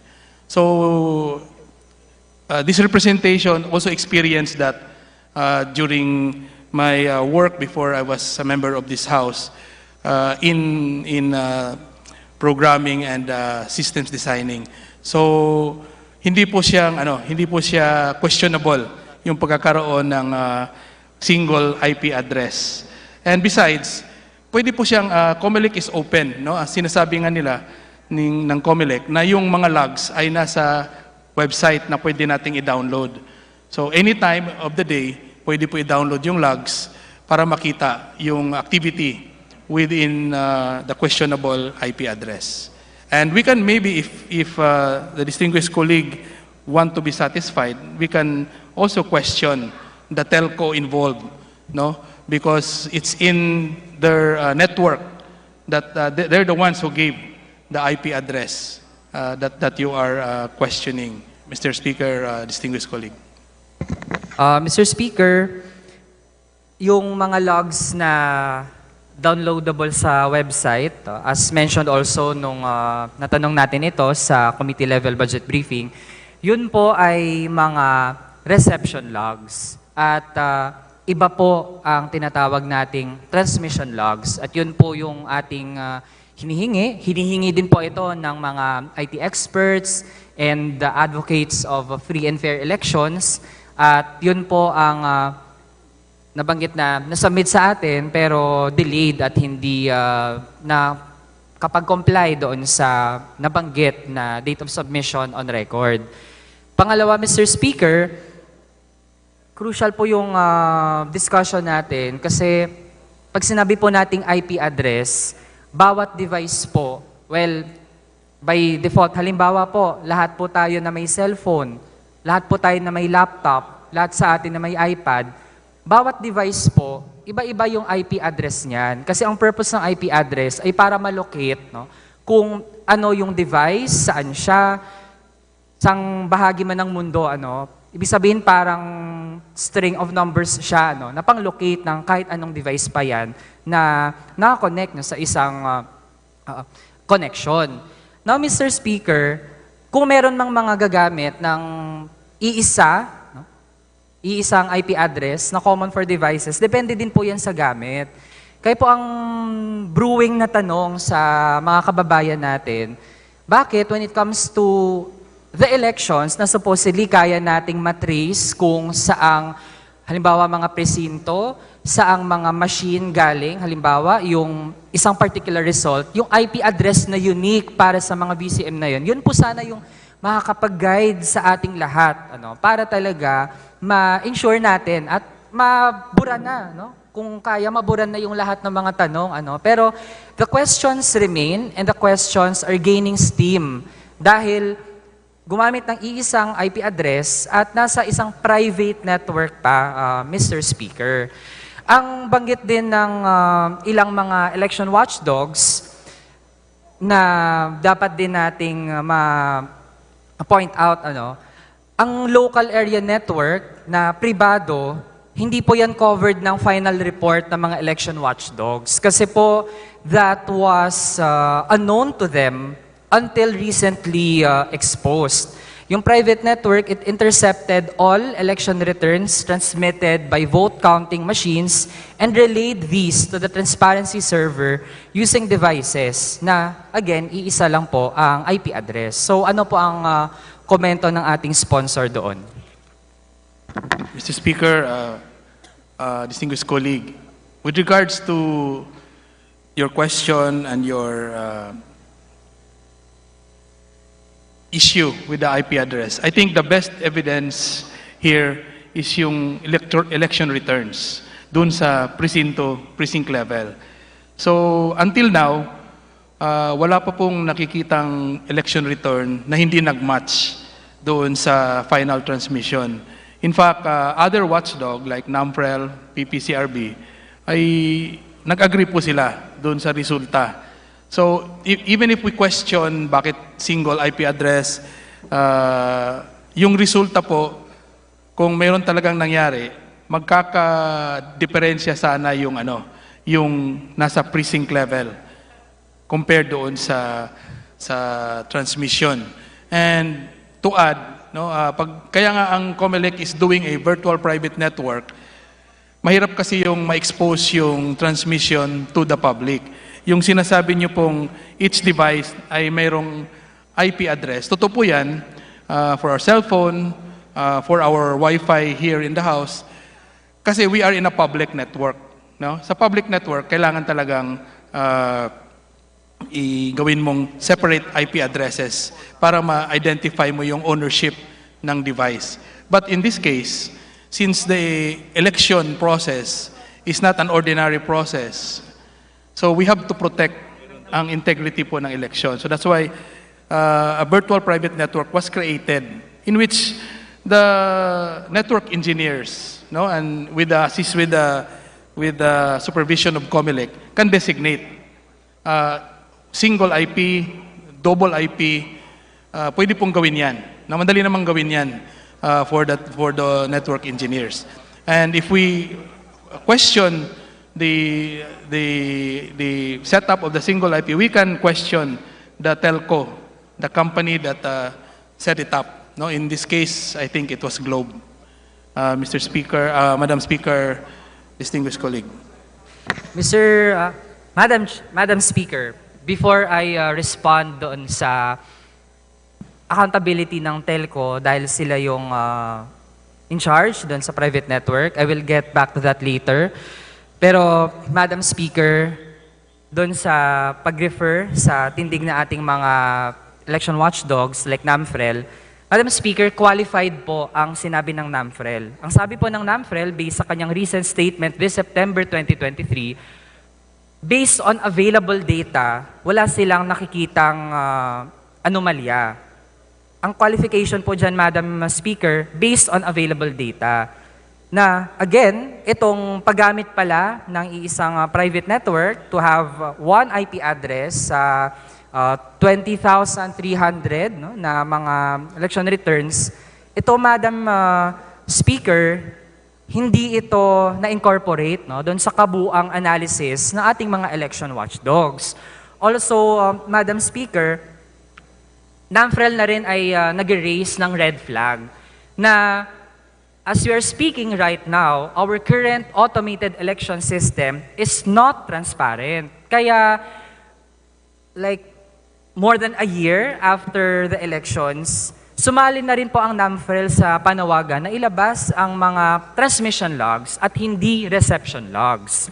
Also, Madam Speaker, ang binabanggit na, okay, wala namang discrepancy sa natanggap ng transparency server, tsaka ano yung nilabas ng election returns. While we can't debate on that right now, Madam Speaker, meron naman tayong isang alarming na observation. And we have some samples, Madam Speaker, ng kung ano yung nasa ER tsaka ano yung nasa transparency server. Madam Speaker, halimbawa, ang VCM sa Barangay 73, Caloocan City with precinct ID 75010757, nagprint po siya ng ER or election return at 8:39 p.m. ng May 9, 2022. Again, Madam Speaker, let's take note of the time, 8:39 p.m. Pero Madam Speaker, from the same VCM, nasabi po ng transparency server na nakatanggap siya ng election return at 7:27 p.m., Madam Speaker, from the IP address 192.168.02. Madam Speaker, that's 1 hour, 11 minutes, and 35 seconds before na-print yung ER dun sa presinto sa Barangay 73, Caloocan City. Another sample, Madam Speaker, VCM sa Barangay Paso de Blas, Valenzuela City with precinct ID 7504053. Na-print po yung ER 9:34 p.m. Pero nasabi ng transparency server, nakatanggap siya ng ER 8:16 p.m. And that's 1 hour, 17 minutes, and 10 seconds before na-print yung ER. Kasi po, dapat napiprint muna yung mga ER bago may maipadala. Third sample, Madam Speaker, meron din tayo. VCM sa Barangay Bambang, Batangas City with precinct ID 100700015. Na-print ang ER 9:10 p.m. Pero may natanggap daw ang transparency server at 7:25 p.m. Advance po ng 1 hour, 45 minutes, and 15 seconds. So ano po ang komento dito ng ating sponsor? Madam Speaker, distinguished colleague, ang first comment ko po dyan, you're talking about the time, no? But the most important thing with regards to election return is yung resulta po. Ang tanong po is, if nag-differ ba ang resulta nung sinasabi nating transmission doon sa election return? Because kahit sabihin natin nag-differ sa time, but hindi naman po binibilang yung time, yung resulta yung binibilang kung ano po ang dapat na boto. So kung si Juan nakakuha ng 100 votes, sabihin natin by 9 o'clock, pero yung na-transmit 100 votes din by 8 o'clock, I think it won't matter because at the end of the day, candidates are proclaimed based on the result. No? Ano yung binoto ng tao, yung will ng tao. Then second, Madam Speaker, distinguished colleague, doon po sa transmission, sa printing of election return, dalawa po kasing set yon.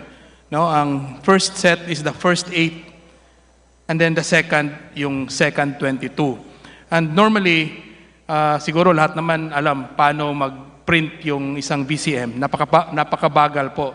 Hindi po siya mabilis. No? So, may time lag talaga.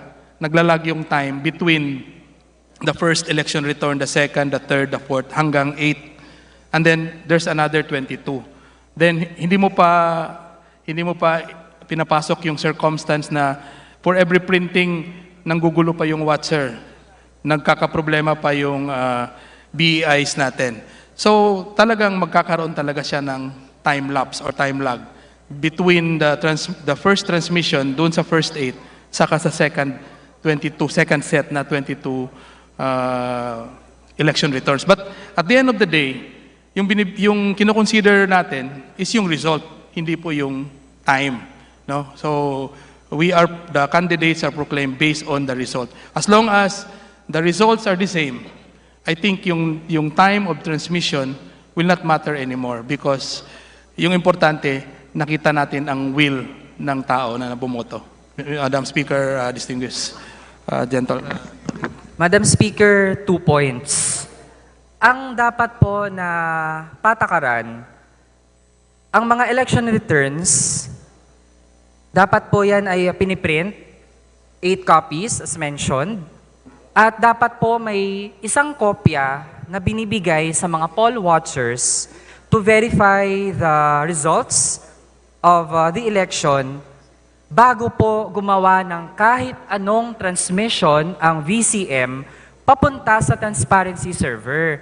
Yan po ang magtitiyak, Madam Speaker, na na-check ng taong bayan kung ano yung total na nabilang na boto ng isang VCM bago po yan mai-transmit. Kasi po kung hindi po na-verify ano yung itatransmit, questionable na po kahit magtugma pa yung nakaprint sa election return tsaka yung nasa transparency server. Second point, Madam Speaker, I cannot accept yung justification na basta pareho lang yung nasa election return tsaka yung nasa transparency server, regardless of the time difference, okay na po yun. Madam Speaker, ang implication po nun ganito. If we have an analogy, for example, ako, Madam Speaker, nag-text ako sa'yo. Madam Speaker, nauna pang may natanggap ka bago ako nag-send ng message. So, Madam Speaker, sino yung nag-send ng mensahe? Hindi ko pa nga alam, hindi ko pa na-click yung send, hindi ko pa na-finalize, na-edit yung aking ite-text. Ano? So, Madam Speaker, that is just an analogy to show na kaduda-duda na advance pa na may natanggap yung transparency server bago pa actually na-print yung walang kopya at nakapagbigay sa poll watcher. Yun, Madam Speaker, kaya naglilinger yung ganong mga tanong, no? Dahil ang nagiging mga justification din talaga ay malabo at hindi po madaling malunok ng ating taong bayan. And if I may proceed, no, dun sa telcos, yung dapat na sumagot regarding the single IP address na tagamit ng private network. Madam Speaker, ang private network na iyon ay within the Comelec local area network created by Smartmatic at a cost of 1.053 billion pesos. Ibig sabihin po, pinagkagastusan din ito ng taong bayan. And now, we have lingering questions about the election. So, ano po ang tugon ng ating sponsor na hindi lang po yung telcos yung dapat sumagot doon, pati yung Comelec tsaka Smartmatic? Madam Speaker, distinguished colleague, no, first, doon sa question, yung election return na tinatanggap ng poll watcher. Yung doon po sa first 8 election return, hindi po kasama doon ang poll watcher na tumatanggap. Doon po siya sa second set, sa 22. Kasi yung first set, ang binibigyan yung mga citizens arm, NAMPREL, mga poll watchdog, major party, minority party. So doon po siya nakakakuha sa second set ng 22, which is, again, will justify na meron time difference yung transmission. No? And then, in addition, dito po sa pag-question doon sa integrity ng result, nagkaroon po ang base sa batas natin sa automation law, meron pong random manual audit na ginagawa ang mga watchdog, Lente, NAMPREL, and based on the RMA, random manual audit, if I'm not mistaken, 99.7 or 99.8 accurate yung resulta based on the random manual audit. And then with regards to the final issue on the Smartmatic, yes, ang Comelec is ready to question Smartmatic on these issues. In fact, hindi nga nila nire-release yung retention payment, which as of now, hinihingi ng Smartmatic because Comelec wants Smartmatic to answer also the issues. So pwede po, at the proper time, pwede pong sumali ang kagalang-galang natin na colleague na siguro with the approval of our chairman, with the coordination of our chairman, pwede pong sumali sa pag-interpolate doon sa Smartmatic. Kasi as of now, hindi pa naman nababayaran ang in full ang ating ang Smartmatic. Madam Speaker, distinguished colleague. Madam Speaker, kailangan po nating aralin ang implications na hinahayaan under our automated election system na magpadala ng kung ano yung nasa election returns, papunta sa transparency server, dumaan pa sa isang private network, na hindi pa nabibigyan ng kopya ang mga citizen arms o yung mga electoral watchdogs.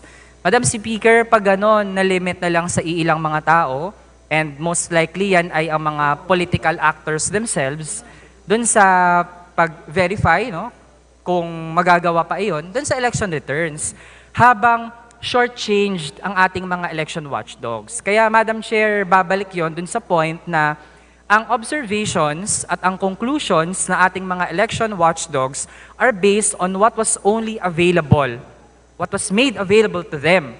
Pero itong mga recent na observations at ang mga lumitaw na mga nangyari pala noong elections last year ay hindi pa ito fully taken into account sa ano ang tindig ng ating mga election watchdogs.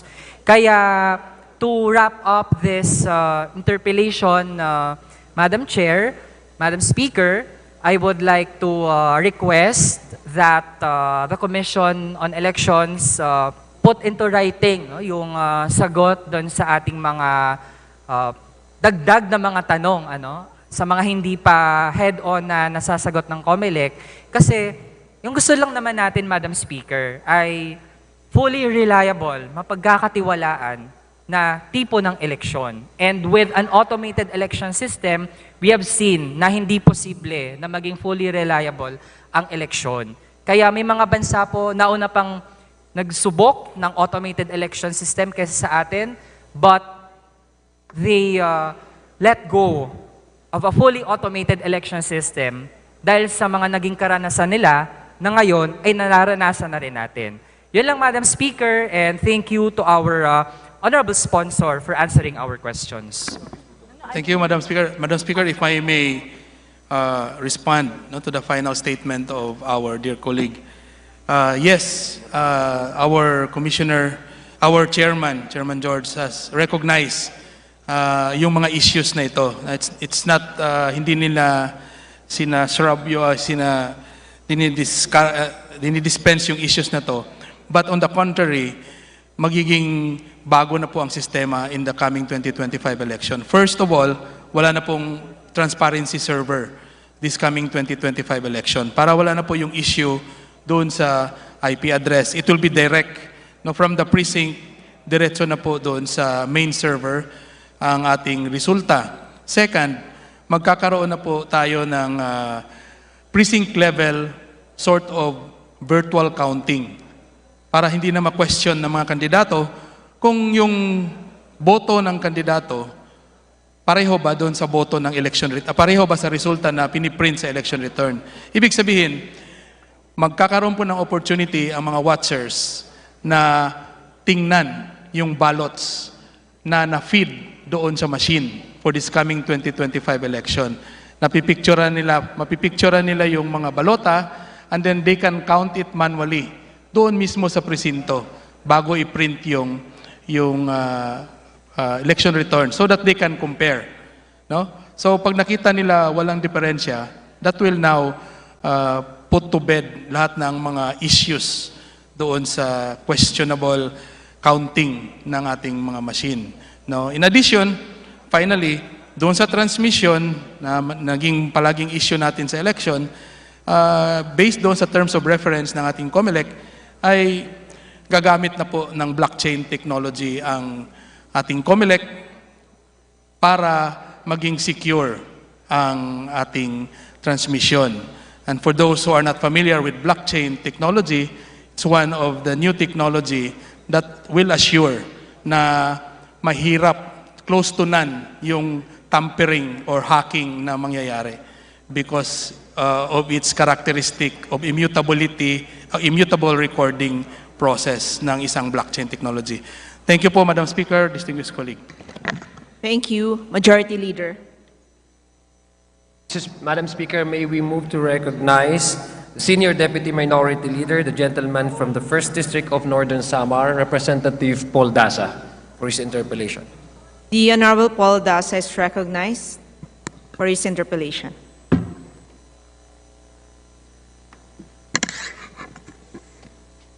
Thank you, Madam Speaker. Good afternoon to Chairman Garcia and the other Comelec officials and to my colleagues. Will the sponsor yield to a few questions? Yes, Madam Speaker, distinguished colleague. Madam Speaker, there are many very good social services programs of both the national government and many local government units. For the national government, we have programs that help indigent patients under DOH, called Medical Assistance to Indigent Patients. In fact, the Department of Labor also has very good programs, the TUPAD program for unemployed individuals in crisis. We have government internship programs. DSWD has social services like assistance to individuals in crisis situations, which everyone calls AIX. May I ask the sponsor, what is the status of the many requests for the exemptions for these programs? Madam Speaker, distinguished colleague, first for the DOLE program, TUPAD, the Comelec now came out with a resolution to exempt the TUPAD program until election day? Even during the election period. And for the AIX, it is not allowed during the period of October 20 to 30. So, meaning, from this day until October 19, pwede po yung AIX. Madam Speaker, distinguished colleagues. Well, thank you for that, Madam Speaker. May I ask why the different treatment for TUPAD and AIX? In fact, the AIX program, if you look at the guidelines, Madam Speaker, AIX is used for to help indigent and patients in crisis for medical, burial, catastrophe, and many other emergency crisis situations. So what's the rationale where TUPAD is exempted for the entire period, but AIX, if we have constituents who may, let's say, get sick, hopefully none will pass away, or maybe, hopefully we don't have any typhoons or catastrophe. If that happens during the campaign period for the barangay elections, what's the rationale that AIX will not be utilized in that time period? Madam Speaker, distinguished colleague, for AIX in general, the resolution states that it is not allowed during the period of October 20 to 30. But if the financial assistance is very specific, for example, burial assistance, that is allowed during the election period.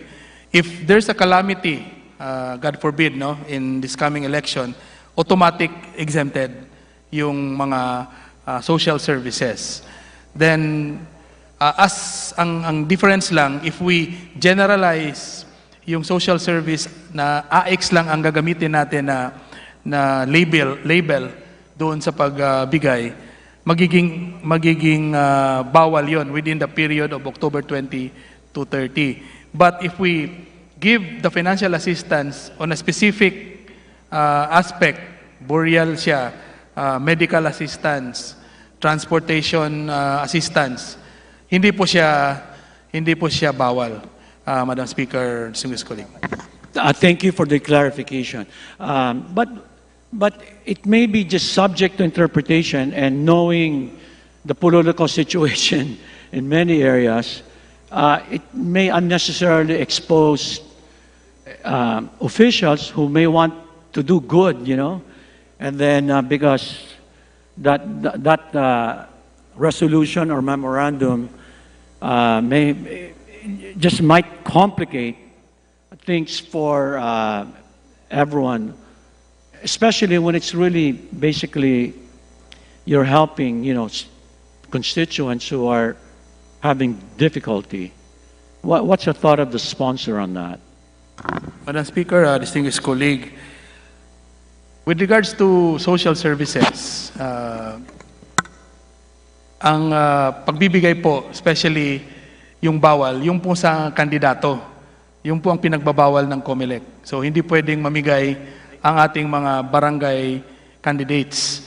But tayo po, sa mga congressmen, mga House of Representatives, because we have our own program, social services program, we can continue to help our constituents through these social services. Even ang mga mayors and governors, kasama po yan sa pupwedeng magbigay. Because hindi naman po tayo kandidato this coming barangay elections. Okay, so to clarify for the House and for the public, social services like DSWD, Assistance in Individuals Crisis Situation, Dole Tupad, if it's implemented by non-candidates, so meaning ang bawal lang are the barangays, essentially that will not be a violation of any Comelec rule. Tama po, Mr. Speaker, distinguished colleague. Okay, and does that also apply to the medical assistance program of the DOH? Yes, kasama po, Mr. Speaker. Is there an official exemption for the DOH MAE program already? Kasama po sa resolution, Mr. Speaker, distinguished colleague. Thank you for that.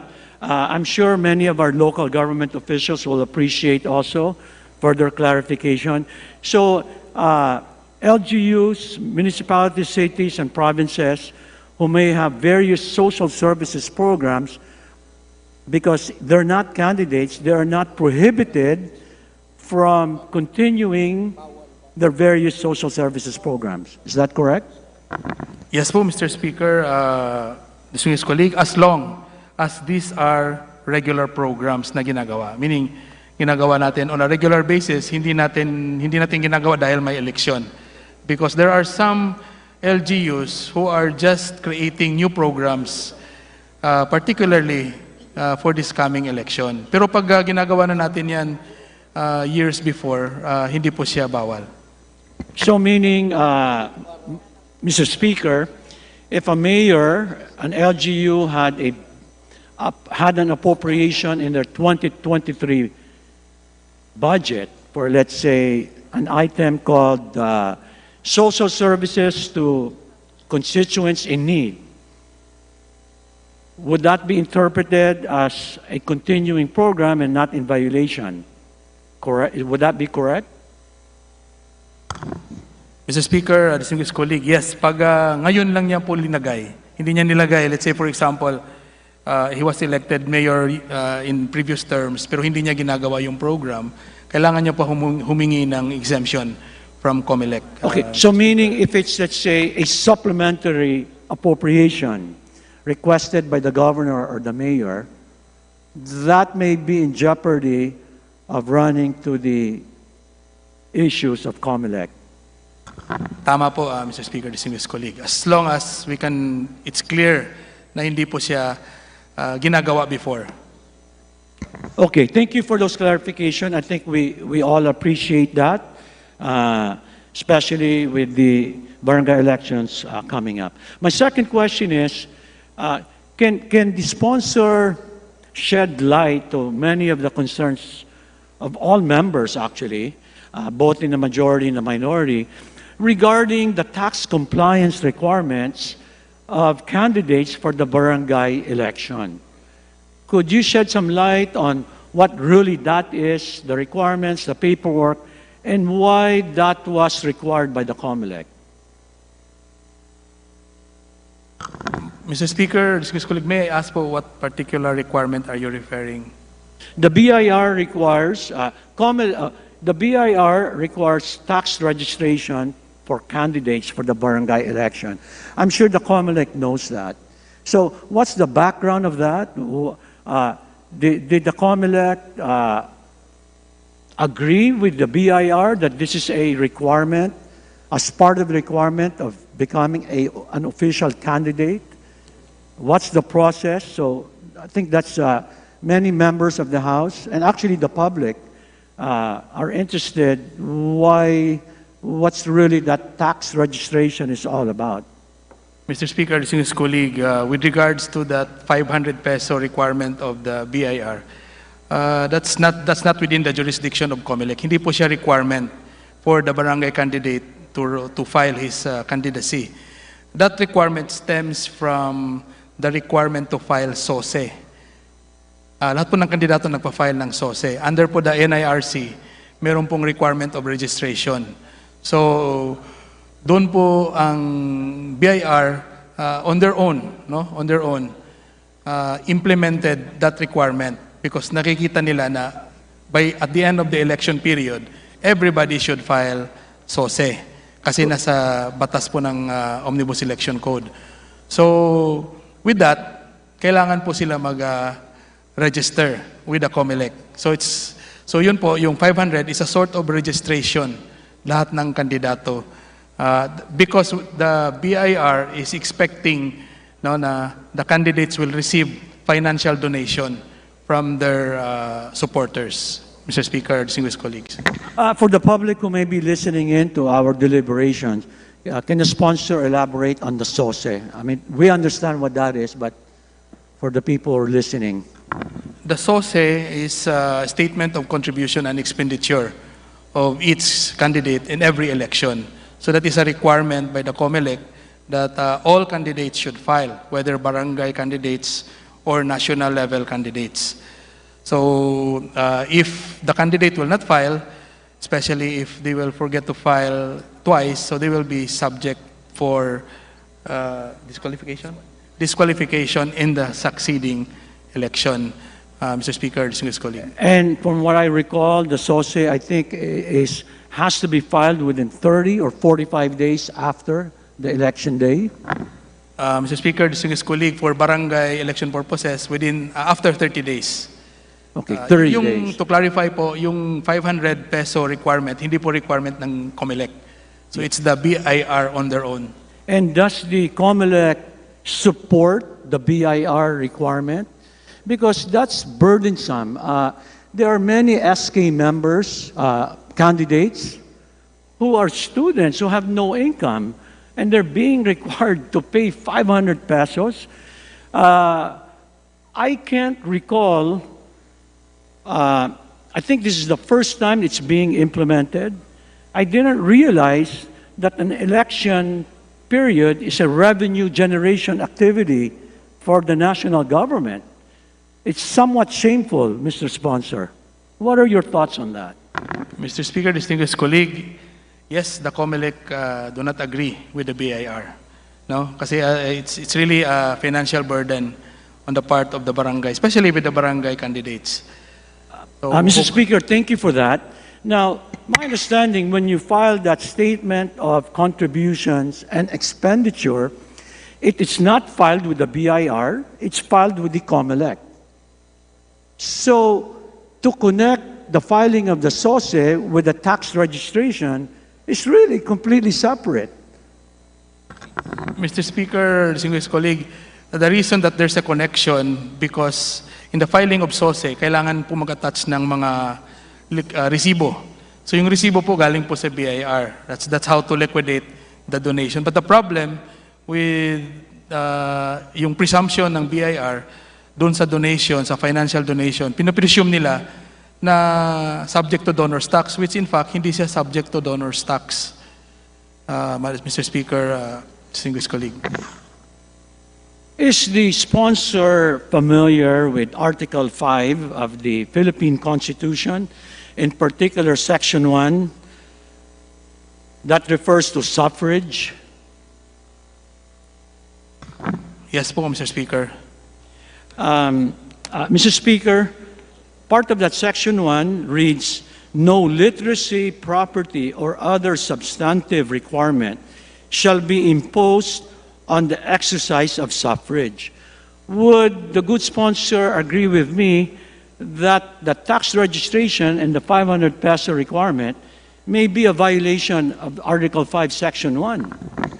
I agree po. The sponsor agrees. My distinguished colleague, Mr. Speaker.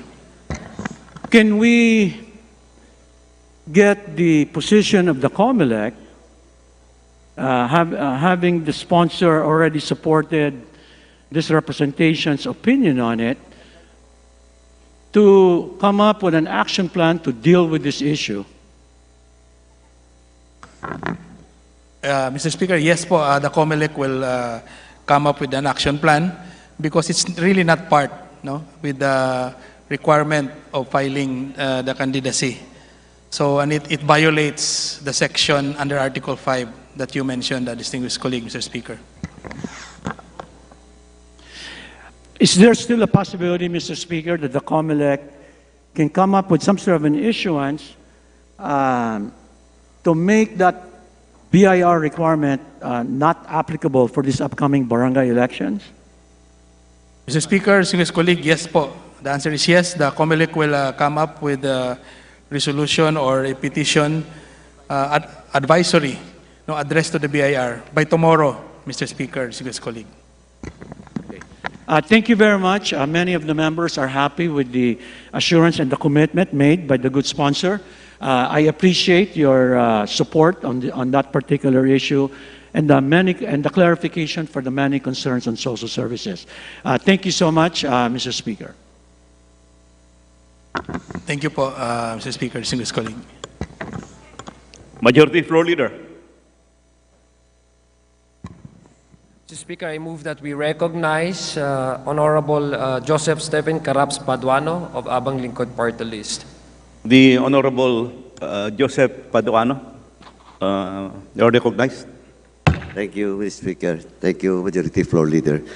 Before I make our favorite motion of every agency's budget deliberation, let me manifest, Mr. Speaker, that this representation supports the budget of the Commission on Elections.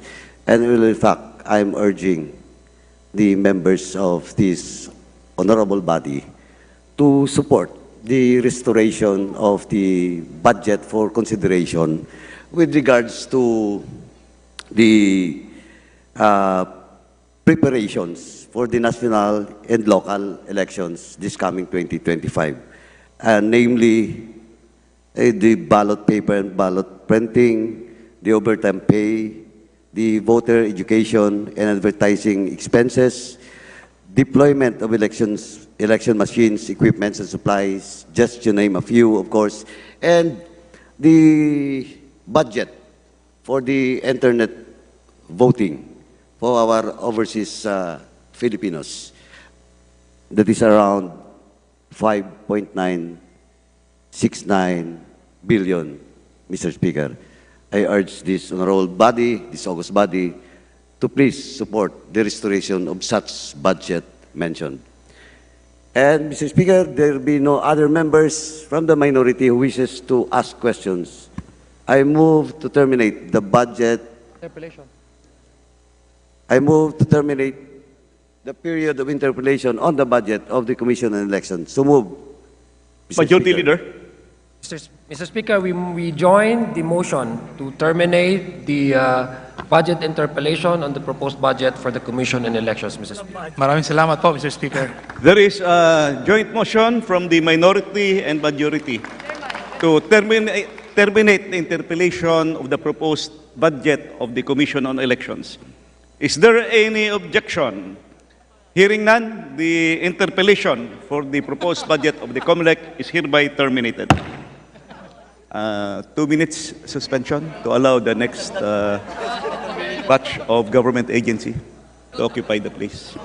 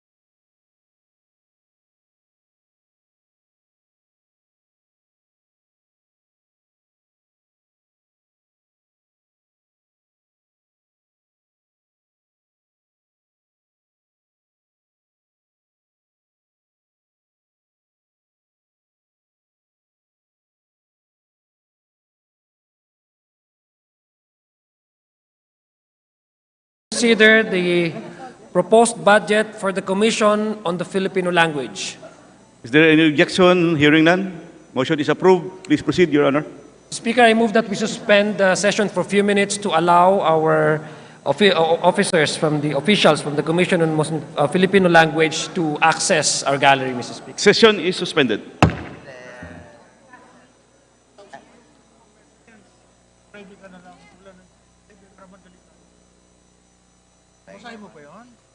Mabilis lang naman.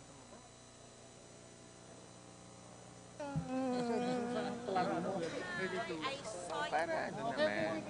Let's raise awareness. Ready. Ang next is OMB. Optical Media Board. Okay, Yes. in due time ha. Kasi mabilis lang to. Hopefully. Ready na? We're ready. Lightning round, lightning round.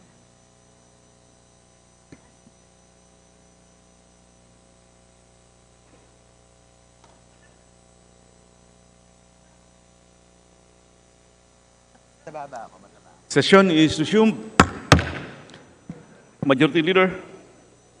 Mr. Speaker, I move that we acknowledge the presence of the heads and officials from the Commission on the Filipino Language, Chairperson Arthur Casanova, Commissioner Dr. Benjamin Mendelio, Director General Marites Taran, Chief Administrative Officer Salvador Sagadal, Budget Officer Nida Erenio, Planning Officer Angelica Elizar, Budget Officer Norman Abubo. So move, Mr. Chair. We would like to welcome the Commission on the Filipino Language family. Welcome to the House of Representatives. Majority Leader. Mr. Speaker, I move that we recognize the Vice Chairperson of the Committee on Appropriations, the representative distinguished gentleman from the 4th District of Pangasinan, Honorable Christopher VP de Venecia, to sponsor the proposed budget for the Commission on the Filipino Language. The Honorable Vice Chairperson of the Committee on Appropriations from the 4th District of Pangasinan, the Honorable Representative Christopher de Venecia, is hereby recognized to begin the sponsorship of the budget of the Commission on the Filipino Language. Mr. Speaker, distinguished members of the House of Representatives, ladies and gentlemen, magandang hapon po sa inyong lahat. It is my privilege to sponsor the proposed budget of the Commission sa Wikang Filipino for fiscal year 2024.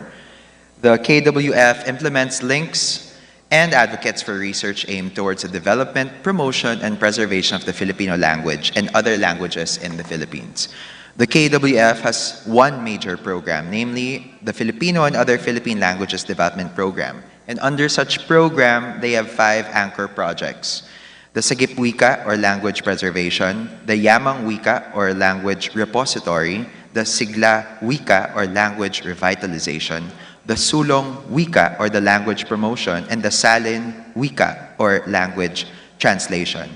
In the 2024 GAB, the total budget of KWF is 73.3 million, which is a 9.1% decrease from its budget in the previous fiscal year. The KWF originally requested DBM for 129 million, so we are still lacking 55.8 million for this agency, very important agency, to carry out its mandate.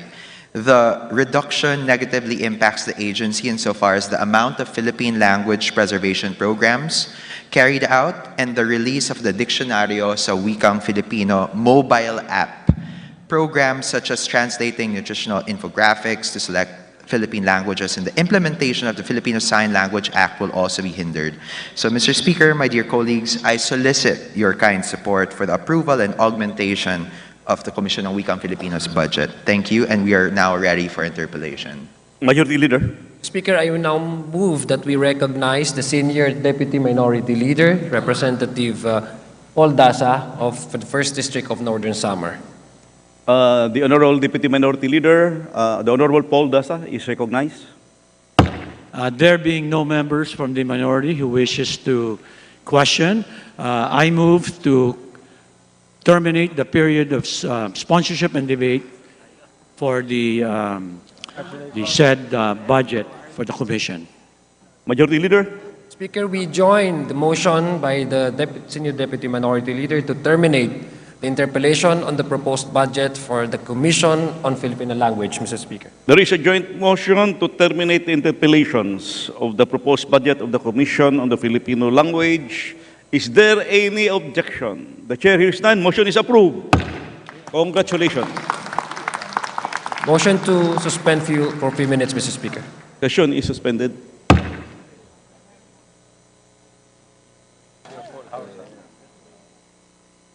Thank you so much.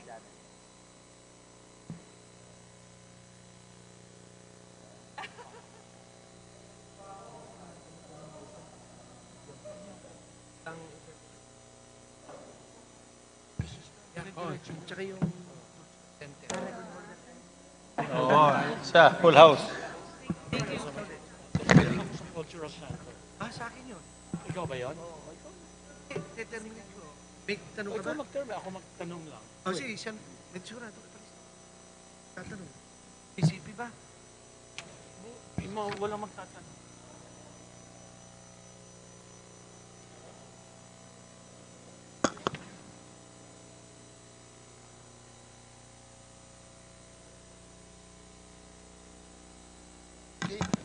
Go. Session is resumed. Majority Leader. Speaker, I move that we consider the proposed budget for the Optical Media Board. Is there any objection? Hearing none. Motion is approved. Majority Leader. Mr. Speaker, I move that we recognize, again, the Vice Chairperson of the Committee on Appropriations to sponsor the proposed budget for the Optical Media Board, Representative Christopher VP De Venecia of the 1st District of Pangasinan. The Honorable Vice Chairperson of the Committee on Appropriations, the Honorable De Venecia, is recognized to begin the sponsorship of the Optical Media Board, of the budget of the Optical Media Board. Please proceed. Mr. Speaker, it's my privilege to sponsor the proposed budget of the Optical Media Board for fiscal year 2024. The OMB regulates the mastering, manufacturing, replicating, importing, exporting, distributing, and selling of optical and magnetic media and its technical variations. The OMB's major program is the Optical Media Industry Regulatory Program, which conducts enforcement operations and inspection of optical media manufacturing and retail establishments, among others. In the 2024 GAB, the total budget for OMB is 64 million, which is a 33% increase from its budget in the previous fiscal year. So this will greatly aid OMB in carrying out their mandate. Mr. Speaker, dear colleagues, I solicit your kind support for the approval of OMB's budget. Thank you, and we are now ready for interpellation. Majority Leader. Mr. Speaker, I move that we acknowledge the presence of the heads and officials from the Optical Media Board.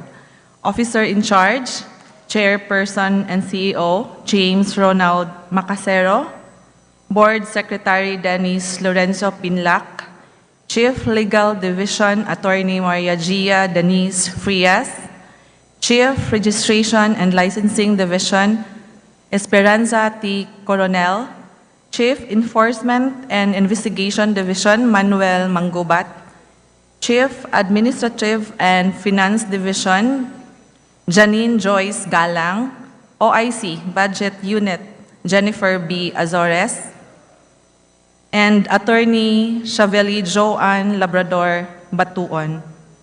We would like to welcome the Optical Media Board family to the House of Representatives. Welcome. Majority Leader.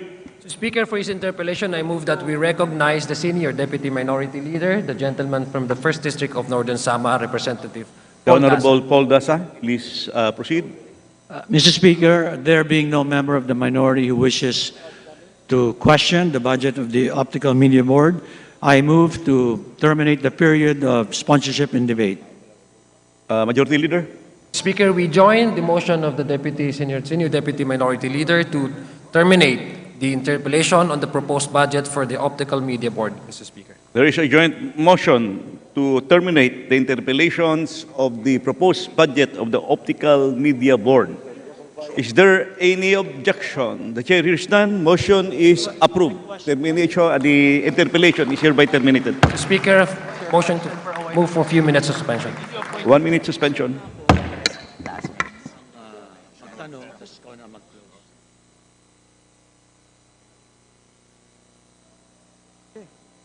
Let's go. Yeah. Isa lang to. NCCA, isa lang yan. Or iba-iba pa yung... Iba. Ha? Individual yun? Yeah. O sige, magtatanong si Kong Gabi siya magsara sa Historical Commission.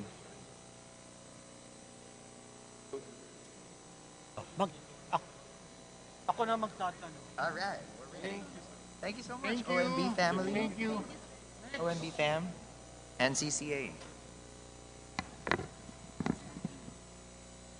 Thank you. Next, please.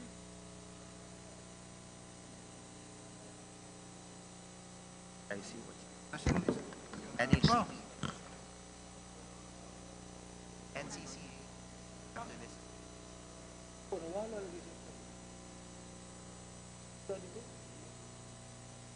After this.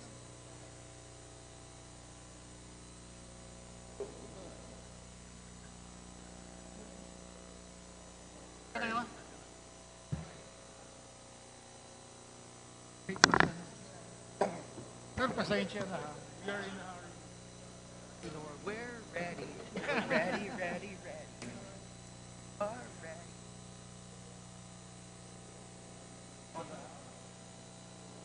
But of course.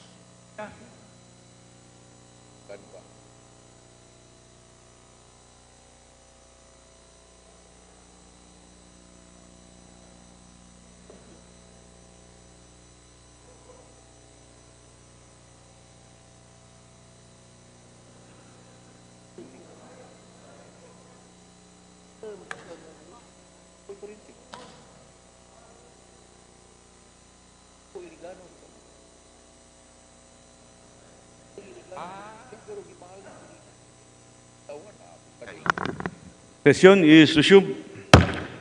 Majority Leader. Mr. Speaker, I move that we recognize the Senior Deputy Minority Leader, Representative Paul Daza. I'm sorry. Mr. Speaker, I withdraw that motion. Instead, I move that we recognize the sponsor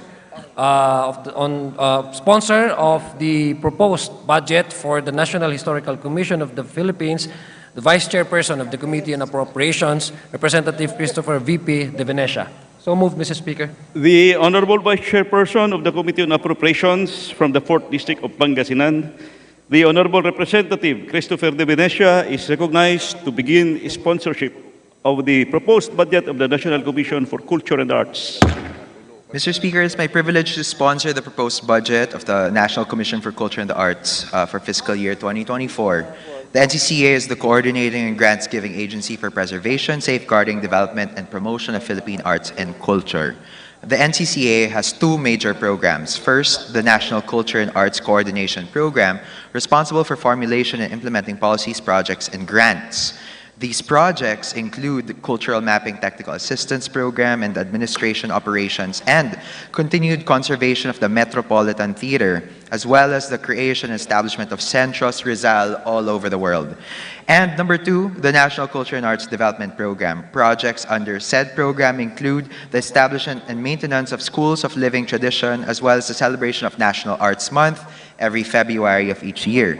In the 2024 GAB, the total budget of NCCA is 537 million, of which 500 million comes from the NEFCA, or the Endowment Fund, and 37 million is from new appropriations from the GAA. So this is a 30.5% decrease from its budget in the previous year. The NCCA originally requested the DBM for 965 million, so we're still lacking about 400 million for the NCCA to be able to properly carry out its mandate. This reduction will negatively impact the agency insofar as implementing the 4 legislated museums from the previous Congress, administration of the Order of National Artists, and the Gawad sa Manlilikha ng Bayan, or the GAMABA. Implementation of the NAMCIA music competition for young artists, maintenance and programming of the Metropolitan Theater, aanhin ang theater kung walang show or palabas, and many more. Mr. Speaker, my dear colleagues, I solicit your kind support for the approval and, most importantly, augmentation of NCCA's budget. Thank you, and we're now ready for interpolation. Majority Leader. Speaker, I now move that we recognize the Senior Deputy Minority Leader, Representative Paul Daza. The Honorable Senior Deputy Minority Leader, the Honorable Paul Daza, is recognized. Mr. Speaker, there being no member of the minority who wishes to ask questions, I move that we terminate the period of sponsorship and debate for the budget of the National Commission for Culture and the Arts. Majority Leader. Speaker, we join the motion to terminate the period of sponsorship and debate on the proposed budget for the National Commission for Culture and the Arts. So moved, Mr. Speaker. There is a joint motion to terminate the interpellations of the proposed budget of the National Commission for Culture and the Arts. Is there any objection?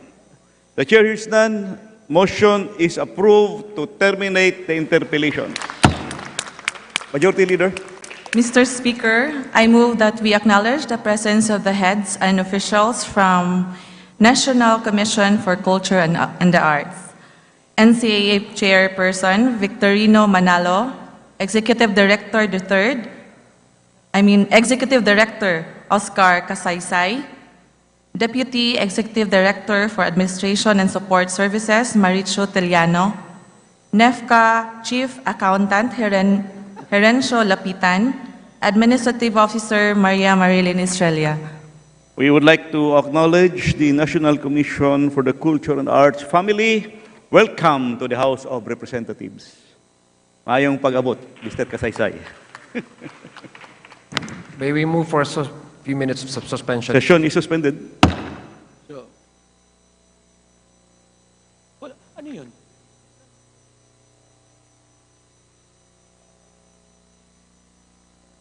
Yes. Ayun ba nangyari? Oh, no, I defend, sorry. Yeah.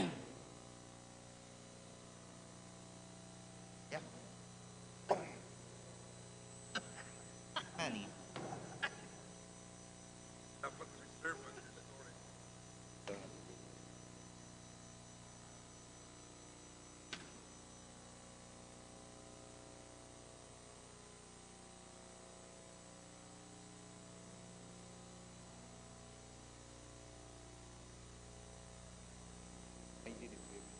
Session is resumed. Majority Leader. Speaker, I move that we proceed consideration of the proposed budget of the National Historical Commission of the Philippines. Is there any objection? Hearing none, motion is approved. Majority Leader. Speaker, I move that we recognize again the Vice Chairperson of the Committee on Appropriations, the one to sponsor the proposed budget for the NHCP, Representative Christopher V.P. de Venecia of the 4th District of Pangasinan. The Vice Chairperson of the Committee on Appropriations will again sponsor the proposed budget of the National Historical Commission of the Philippines. Honorable de Venecia is recognized. Mr. Speaker, it's my privilege to sponsor the proposed budget of the National Historical Commission of the Philippines for fiscal year 2024. The NHCP undertakes, prescribes, manages, maintains, and administers the manner of restoration, conservation, and protection of the country's historical movable and immovable objects, declare and commemorate significant historical events, historically significant sites, structures, and personages. The NHCP has 2 regular programs. First, Historical Asset Preservation and Management Program, which includes but is not limited to restoration, conservation, and preservation and management of national shrines, historical sites, structures, historical artifacts, and objects. Number 2, the Historical Commemoration and Promotion Program, which is the conduct of commemorative activities on historical events and personages for the public. NHCP also has 2 locally funded projects. One, the milestone commemoration of the 125th anniversary of the Philippine independence, and 2, Philippine Muslim History Project. In the 2024 GAB, the total budget of NHCP is 250 million, an approximately 27.2% decrease from its budget in 2023 of 344 million. The NHCP originally requested the DBM for 452 million, so we're still lacking about 202 million pesos so that this agency can carry out its mandate. The reduction will impact the agency insofar as creating a comprehensive strategy for the use of IT in its operations, as well as implementation of 16 locally funded projects throughout the country. Mr. Speaker, dear colleagues, I solicit your kind support for the approval and, most importantly, augmentation of NHCP's budget. Thank you, Mr. Speaker. We're now ready for questions. Majority Leader. Speaker, to begin his interpellation, I move that we recognize Representative Paul Daza, Senior Deputy Minority Leader. The Honorable Paul Daza, Senior Deputy Minority Leader, is recognized. Thank you, Mr. Speaker. There are many members of the House and even at the local government unit levels who are interested in supporting projects that pertains to establishing historical museums or local museums. Along with that, and to expedite because of the time, I'd like to put a rejoinder to that. There are also LGUs and members of the House who are interested in possibly funding a cultural arts type of center for their cities or provinces. So my question to the sponsor is, what are his thoughts on those type of programs, and who would be the right office and individual that members of the House can speak to for those type of projects? Thank you for that question, Mr. Speaker. So again, the mandate of NHCP is to administer the restoration, conservation, protection of the country's historical movable and immovable objects. And so if there are such artifacts that are present in the district of the distinguished gentleman, then therefore it necessitates some kind of facility that will preserve such, and therefore a creation of a museum would be most apt. In the previous Congress, there are 4 legislated museums. However, they are unfunded, as recounted to us by the NCCA. But at least there is legislative fiat to be able to establish such museums. The NHCP is not precluded from establishing its own museums throughout the country. It currently manages about 29 museums, but they can certainly add upon the request, and of course we can work together to be able to put budget into that. The National Museum of the Philippines, which is attached to the DepEd, also administers regional museums. So the National Museum works in concert with the NHCP in administering museums throughout the country. Of course, local governments can also administer their own museums, whether on a provincial or city or municipal level. In fact, recently we just inaugurated a provincial museum in Pangasinan called Banaan, in which Chair Manny was with us. So there are many different agencies that can support the creation of museums, even without legislation. But of course, it's always stronger if there is. On the second one, Mr. Speaker, on establishing some sort of a cultural arts or a performance arts facility, could the sponsor give guidance on that? In terms of like the design, you mean, Mr. Speaker? Yes. Or the management plan? Yes, Mr. Speaker, there are some LGUs who actually can fund like a CCP type, but obviously maybe a smaller version in their city or provinces. Who would be the right office who can give guidance on the design, the planning of performance art centers? So, Mr. Speaker, we will be taking up the budget of the Cultural Center of the Philippines 2 agencies from now. But right now that the main complex is being rehabilitated, part of their thrust is to go into the regions and propose programs, implement programs, but also work with LGUs to set up their own cultural centers as part of a regional network of cultural centers. So certainly the CCP can provide, and we've gotten a nod from our Vice President of CCP, they can support and provide technical assistance to the distinguished gentleman. Thank you to the good sponsor. Thank you for the information and the clarification. And that's it for my interpellation. Majority Leader. Mr. Speaker, I move that we recognize the distinguished gentleman from the 1st District of the Province of Albay, Representative Edsel Lagman, to begin his interpellation. The Honorable Edsel Lagman, the gentleman from Albay, is recognized for his interpellation. Thank you, Mr. Speaker. Will the distinguished sponsor yield to some questions? Gladly, Mr. Speaker. There is a concerted campaign to distort and revise the truth and reality of the martial law regime on its gross repression and inordinate plunder. Is the Commission, the National Historical Commission of the Philippines, aware of this campaign?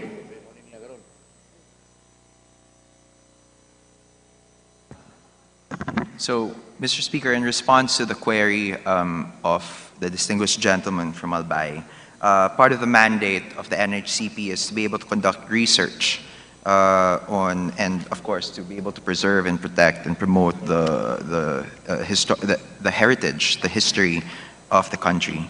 So,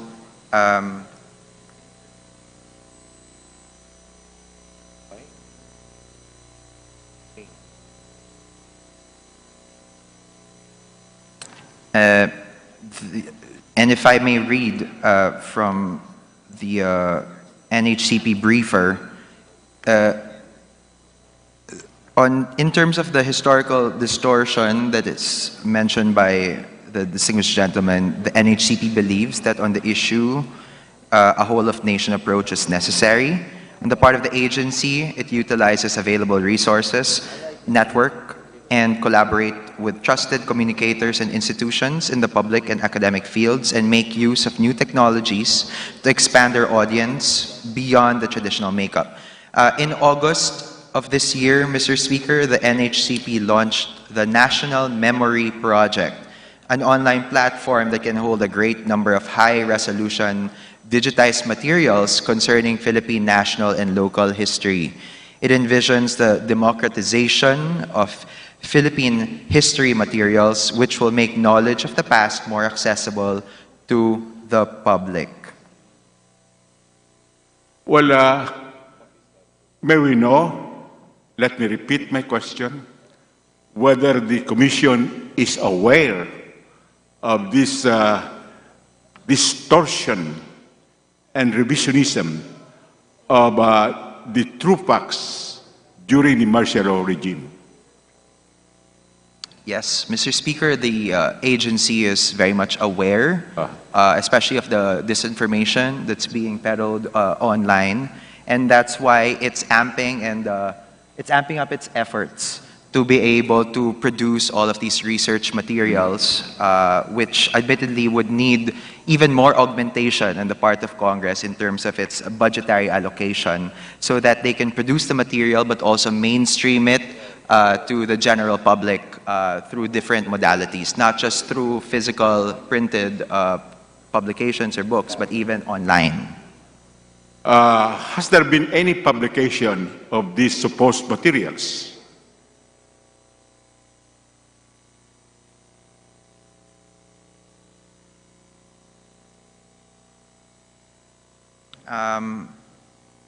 Yes, there have been. Sorry, could the distinguished gentleman repeat the question, please, Mr. Speaker? Very sorry.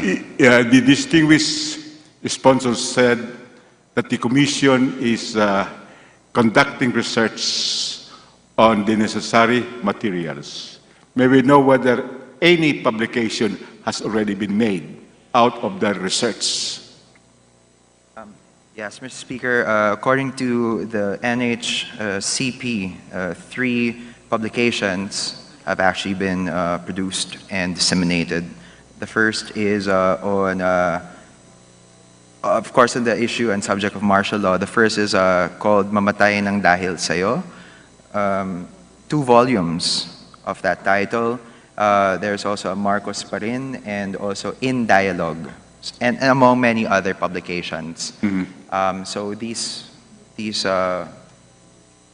publications have also been transposed into other forms of creative content. So there are videos on YouTube. There are even animated videos of these publications.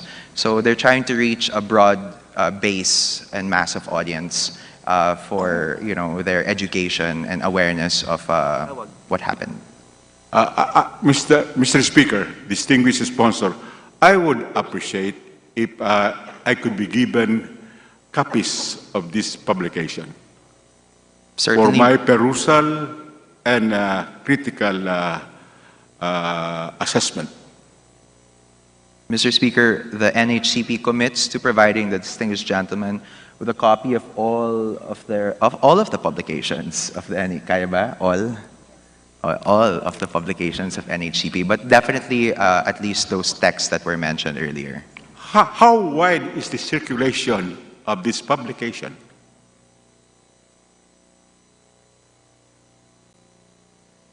So, Mr. Speaker, these texts are circulated and distributed nationwide, even worldwide. They are made available to all of our different foreign service posts. And of course, with the advent of online and transposition to new media, then as long as you have the link, you can access it on YouTube and other streaming platforms. Are the schools in primary to tertiary education provided with these materials? Yes, Mr. Speaker. The schools are furnished, especially those with libraries. They are furnished with a complimentary copy of these publications to support their ongoing growing of their respective collections. Okay. May we request a listing of the schools, colleges, and universities which were given complimentary copies of these publications? Yes, Mr. Speaker. NHCP will provide the distinguished gentleman. Other than these research and publications, what other efforts is the Commission doing in order to thwart this concerted campaign on distorting and revising the actual facts which occurred during the martial law regime? Yes, Mr. Speaker. As mentioned earlier, the National Memory Project was launched in August of this month. It addresses precisely that.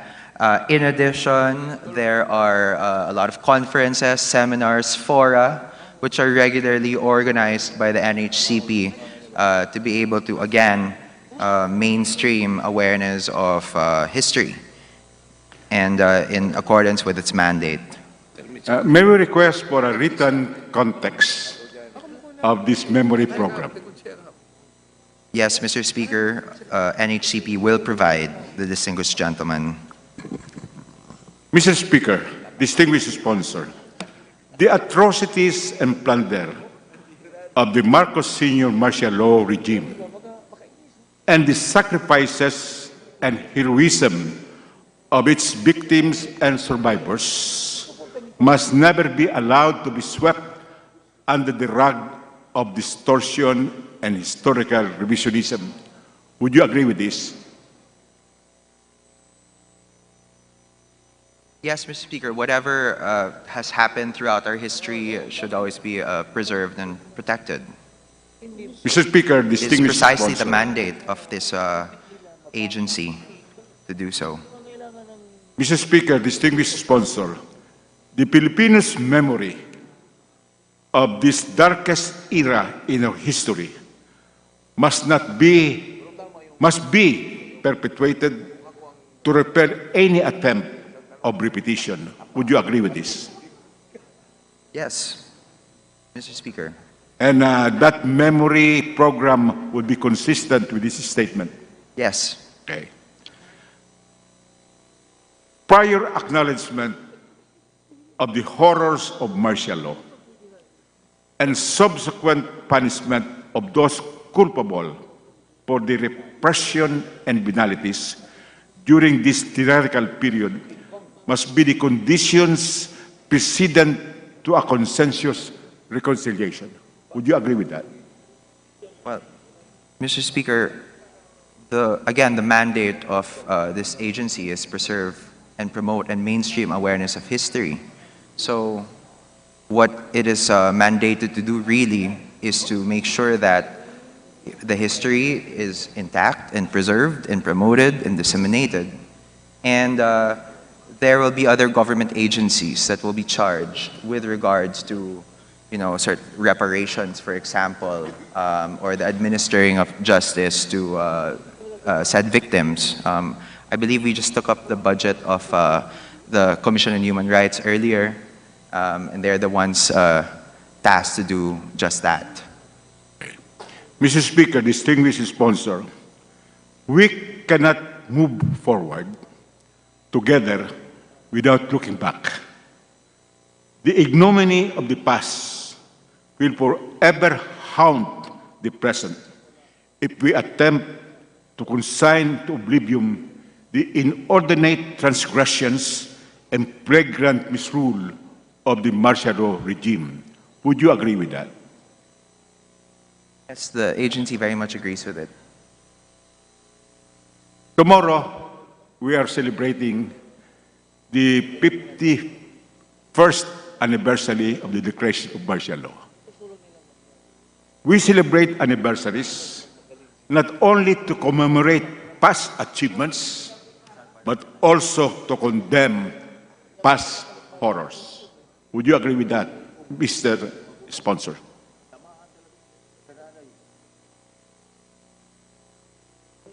Yes.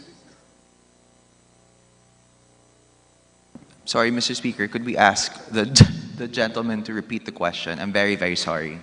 Tomorrow, we will be celebrating the 51st anniversary of the Declaration of Martial Law. We celebrate anniversaries not only to commemorate past achievements, but also to condemn past horrors. Would you agree with that statement? Yes, Mr. Speaker, the agency agrees with it. With the agreement to these statements by the distinguished sponsor, Mr. Speaker, I end my intervention. Thank you. Speaker, if I may just add, the NHCP actually heads the EDSA People Power Commission. Yeah, that was just in addition to the query. Majority Leader. The Speaker? Let the sponsor say his piece. No, that's all I wanted to add, Mr. Speaker. Speaker? Majority Leader, please. Thank you. Mr. Speaker, I now move that we recognize the representative from the 3rd District of Camarines Norte, Representative Gabriel Bordado Jr., to proceed with this interpellation. The Honorable Gabriel Bordado is now recognized for his interpellation. Thank you, Mr. Speaker. Let me just correct my colleague. I am from the 3rd District of Camarines Sur, not from Camarines Norte. Thank you. Stand corrected, Mr. Speaker. Mr. Noted, Speaker, Your Honor, noted. I understand that the National Historical Commission is handling 29 museums throughout the country. Is that correct? Yes, that's correct, Mr. Speaker. And, Mr. Speaker, one of these museums is the Jesse M. Robredo Museum in the city of Naga, the heart of Bicolandia. Is that correct? Yes, Mr. Speaker, that's correct. And Mr. Speaker, a few days ago, there was this report that the National Historical Commission would reportedly defund. The word was defund in quotation marks. The 29 museums in the Philippines. Is this correct, Mr. Sponsor? Mr. Speaker, perhaps the distinguished gentleman can verify the sources because as per the agency, that is incorrect. In fact, all 29 museums receive a total of 99.6 million funding in the General Appropriations Bill, in the project Maintenance and Administrations of National Shrines, Museums, and Landmarks under the Historical Asset Preservation Management Program. And they are in fact also requesting for an augmentation of 45 million to that effect so that they can provide more significant, substantial funding to the said museums. So in other words, Mr. Speaker, the National Historical Commission will continue supporting and maintaining the 29 museums. Is that correct, Mr. Sponsor? Yes, that's correct, Mr. Speaker. And according to the data, Mr. Speaker, the National Historical Commission needs at least 45 million pesos to continue maintaining and supporting the 29 museums. Am I correct? Yes, that's the wish list, Mr. Speaker. To augment the 99 million, the 45 million will go a long way in curatorial upgrade of the 29 museums, as well as structural rehabilitation and maintenance and required security and maintenance personnel. Mr. Speaker, actually there was a cut of no less than 85 million pesos in the budget of the National Historical Commission. Am I correct, Mr. Sponsor? I could only find my files. There is a 25.5% reduction of the agency's budget as compared to the previous budget year. The actual amount is 85 million plus, Mr. Speaker? Yes. Where? Okay, let's do the computation. So they proposed 452 million. They only got, I can't see it, sorry. They proposed 452 million, they only got 306, I'm sorry.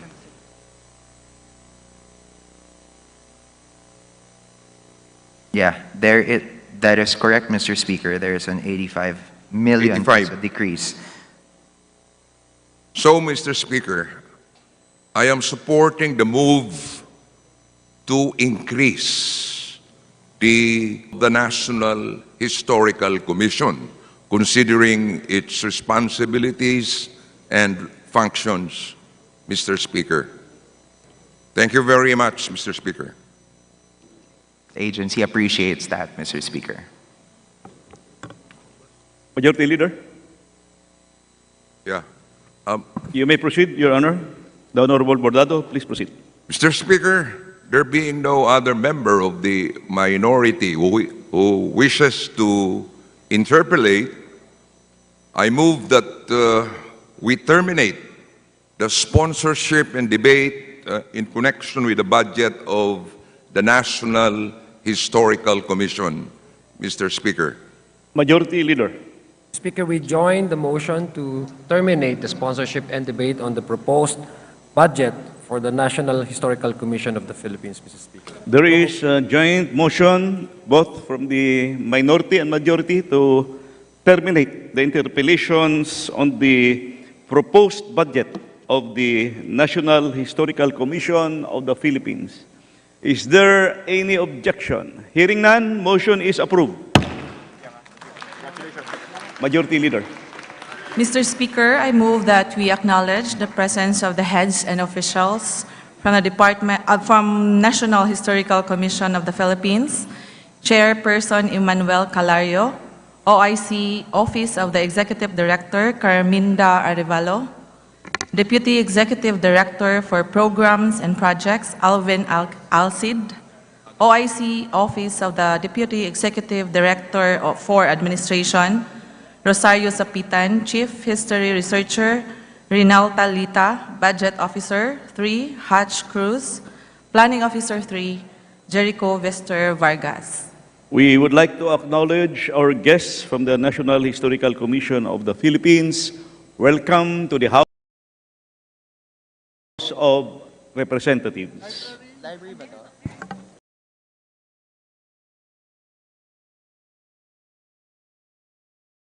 Speaker, Majority Leader. Move for a few minutes suspension. Session is suspended.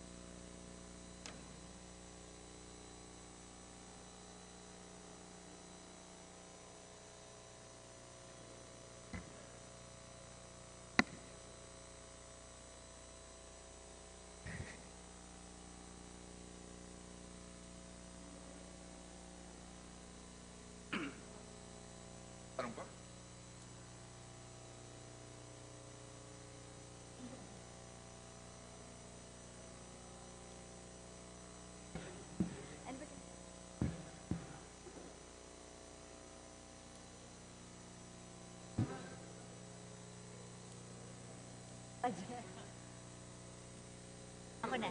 Yeah.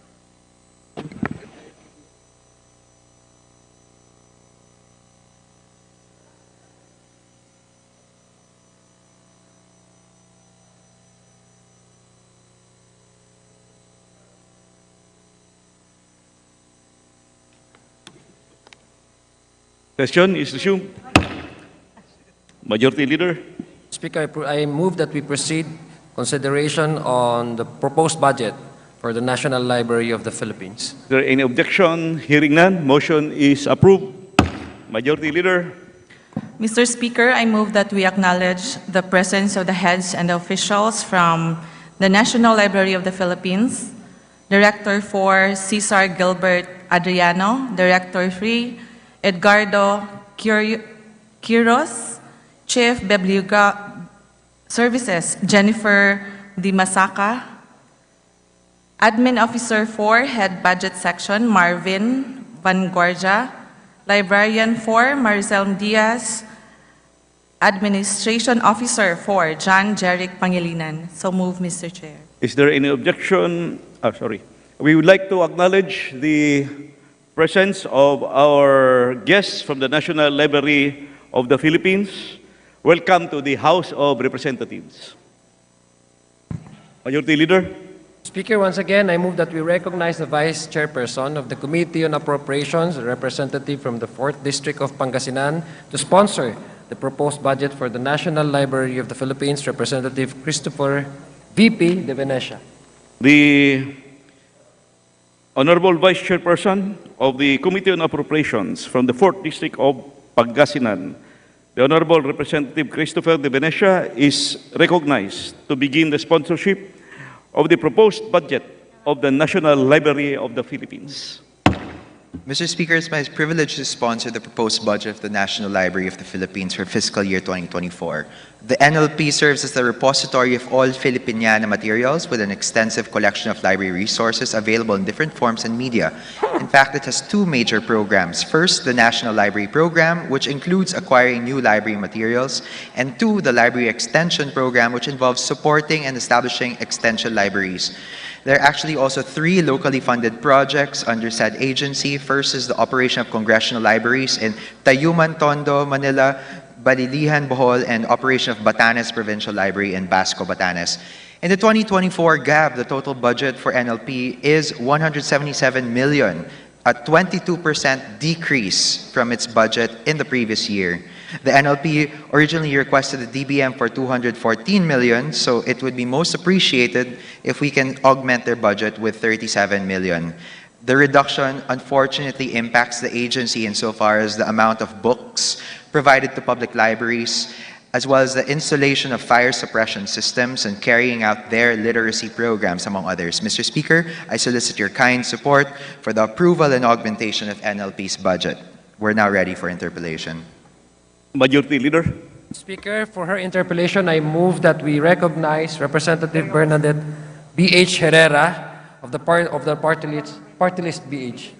The lady from BH Party List, the Honorable Bernadette Herrera, is recognized for her interpellation. Thank you very much, Mr. Speaker.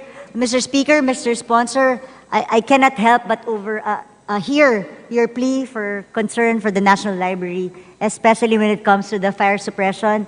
Because I don't know if you know what happened to the Philippine Post Office.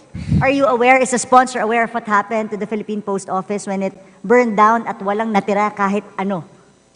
Yes, Mr. Speaker. Unfortunately, we are very devastated, along with all of our colleagues, when the post office burned down. I remember a plenary session in which Congressman Benny Abante delivered a privileged speech, and I myself interpolated in support of the need to be able to do an audit of all of our historical and heritage structures so that we can prevent something like what happened in the post office for lack of a fire suppression system. Mr. Speaker, Mr. Sponsor, marami ba tayong archives pa or national treasures na nasa National Library that needs to be protected? Mr. Speaker, definitely. They are the primary agency that maintains a collection of Filipiniana materials. They're supposed to be also the premier library in the country. And they proposed for a gas-based fire suppression and alarm system. In fact, this would be a phase 4 of an ongoing program and development that was to the tune of 137 million. Unfortunately, it was not granted by the DBM. And so any kind of augmentation or support will be most appreciated so that we can avoid what happened in the post office to have it with the National Library. Mr. Speaker, Mr. Sponsor, I share the sentiment of the good sponsor. Dahil sa nangyari doon sa post office, dapat matuto tayo ng leksyon dito eh. Dahil nawala ang mga national treasures natin. So, I feel bad that DBM tinanggal ito sa budget ng National Library considering this is already phase 4. So hindi ko maintindihan kung bakit natin ayaw ipatuloy proteksyonan ang ating premier library sa ating bansa. So Mr. Speaker, Mr. Sponsor, sa amin po sa minority, this representation would like to really request our colleagues, especially the Committee on Appropriations, sa ating mahal na Speaker, sana po ibalik natin yung pondo to protect our treasure inside the National Library. Napakahalaga po nito. And I really join and will do our best in the minority to rally for this, Mr. Speaker, Mr. Sponsor. And next kong question, Mr. Speaker, is natanggal din yung books para sa mga public libraries? Yes. Mr. Speaker, that is also something that's unacceptable. And I want to put that on record. And next, Mr. Speaker, Mr. Sponsor, paano po yung digital platform? Ngayon po ba, pag may tayong kailangan tignan sa National Archives natin, pwede po ba tayong mag-online sa National Library natin? Are there efforts para maging high-tech naman yung National Library natin? Mr. Speaker, just to sort of qualify the query earlier, it's not that natanggal yung budget for provision of books to libraries. In fact, there's a 5.1 million budget in the NEP. But they are requesting for an additional 5.3 million para mas marami pang books. Now, with regards to digitization, a lot of the Filipino collections of the National Library have already been digitized. But certainly, they need more budget to digitize the balance of the Filipiniana, so at least it's preserved and protected. And how much is the budget that's needed? 5 more million as well for digitization of the balance collection of Filipiniana. Mr. Speaker, Mr. Sponsor, you know, in this age of globalization, napakahalaga po nito, especially knowledge is power. I mean, knowledge is something that's needed by everyone. And yung National Library natin is something that should be a source of that. At syempre, hindi naman natin gusto na mamamasahe pa lahat ng tao para pumunta dito sa Metro Manila para makita lahat ng mga nasa archives ng ating National Library. So I really hope that we could consider that digitalization budget na kailangan po ng National Library. So with that, Mr. Speaker, Mr. Sponsor, I urge my colleagues, tingnan po natin yung National Library. Nakakalimutan po natin yung importance niya. And it's something that we should really all coordinate and help para nang siguro mapataas yung budget ito, Mr. Speaker, Mr. Sponsor. With that, with there being no other members in the minority who wish to interpolate, I move to terminate the budget of the National Library, of course, with a strong plea to increase its budget to consider the fire suppression, the digitalization, and the books to our public libraries. Maraming salamat, Mr. Speaker, Mr. Sponsor. Thank you. Majority Leader. Speaker, we join the motion to terminate the period of interpolation sponsorship on the proposed budget for the National Library of the Philippines. There being a joint motion to terminate the interpellations of the proposed national budget for the National Library of the Philippines, is there any, there is a motion, joint motion. Is there any objection? Chair hears none. Motion is approved. Congratulations. Thank you, Mr. Speaker. Move a few minutes suspension. Majority Leader, session is suspended.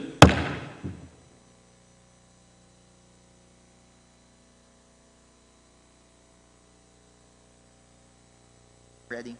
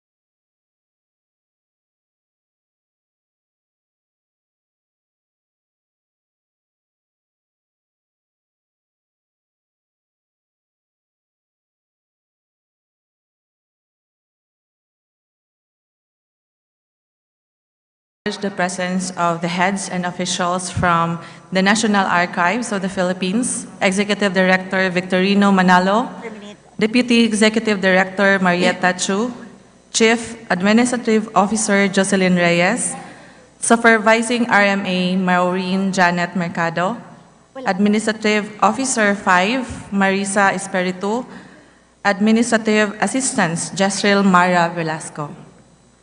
We would like to acknowledge the National Archives of the Philippines family. Welcome to the House of Representatives. Majority Leader. Mr. Speaker, to sponsor the proposed budget, may we move that we recognize Representative Christopher V.P. De Venecia, Vice Chair of the Committee on Appropriations. The Honorable Vice Chairperson of the Committee on Appropriations from the 4th District of Pangasinan, the Honorable Representative Christopher De Venecia, is recognized to begin the sponsorship of the proposed budget of the National Archives of the Philippines. Mr. Speaker, it's my privilege to sponsor the proposed budget of the National Archives of the Philippines for fiscal year 2024. The NAP plans, develops, prescribes, disseminates, and implements policies, rules, and regulations on archival public records and documents. The NAP has two major programs. First, government records management, which involves records maintenance and use, transmission, retention, and records disposition. And two, Government Archives Administration Program, which is responsible in planning, setting of policies, procedures, and activities needed to manage records and administer archives. These programs also include the conversion of the holdings of the NAP in paper and microfilm to the digital format. In the 2024 GAB, the total budget for NAP is 666 million, a 33.2% increase from its budget in the previous year of 222 million. Of the 666 million, 505 million is actually allocated for capital outlay, particularly for the restoration of the Intendencia Building Phase 4. This leaves, though, about 160 million for other projects. The agency has requested for an augmentation of 474 million to be used for the expansion of facilities for Central Visayas and acquisition of real property and planning for integrated archives management and electronic records center for the Visayas region. Mr. Speaker, my dear colleagues, I solicit your kind support for the approval and augmentation of the NAP's budget. Thank you, and we're ready for interpolation. Majority Leader.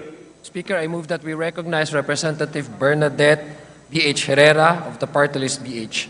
The Honorable Bernadette B.H. Herrera. Please proceed. Thank you, Mr. Speaker. There being no member from the minority who wish to interpolate, I move that we terminate the period of sponsorship and debate for the budget of the National Archives. Mr. Speaker, Mr. Sponsor, congratulations. Mr. Speaker. Majority Leader. Speaker, we join the motion of the minority to terminate the interpellation. The Mr. Speaker. Mr. Speaker, I move that Majority we Leader. recognize the representative from the 1st District of the province of Albay. The Honorable Representative Ed Saligman is recognized. I am supportive of the budget of the archives, but I have some clarificatory questions. So may I be allowed to interpolate the distinguished sponsor? Mr. Speaker, before we second the motion of the minority to terminate the period of interpellation, may we allow the representative from the 1st District of Albay to continue with this interpellation. The gentleman from Albay is recognized. You may proceed, Your Honor. Distinguished sponsor, may we know what the National Archives of the Philippines archive? Mr. Speaker, the National Archives of the Philippines, again, its mandate is it plans, develops, prescribes, disseminates, and implements policies, rules, and regulations on archival of public records and documents. So to the question, it's public records and documents. Okay. Now, and 18 million Spanish records as well. and how does the National Archives of the Philippines preserve these documents and historical materials?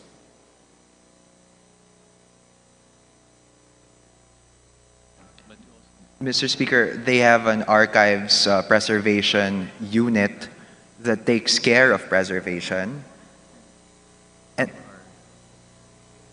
And they also have storage facilities, but they are building better facilities in their new headquarters, and that's why they're very grateful for the inclusion of the 500 million for capital outlay for phase 4 of the Intendencia building.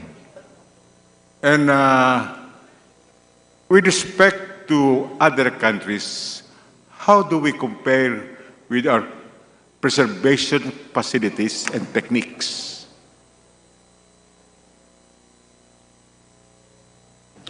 Mr. Speaker, we have the oldest records in Southeast Asia, except for Thailand. We have the what? We have the oldest records in Southeast Asia, except for Thailand. So I guess comparatively speaking, we do have a good track record in archiving public documents. You know, it's very important to preserve our culture.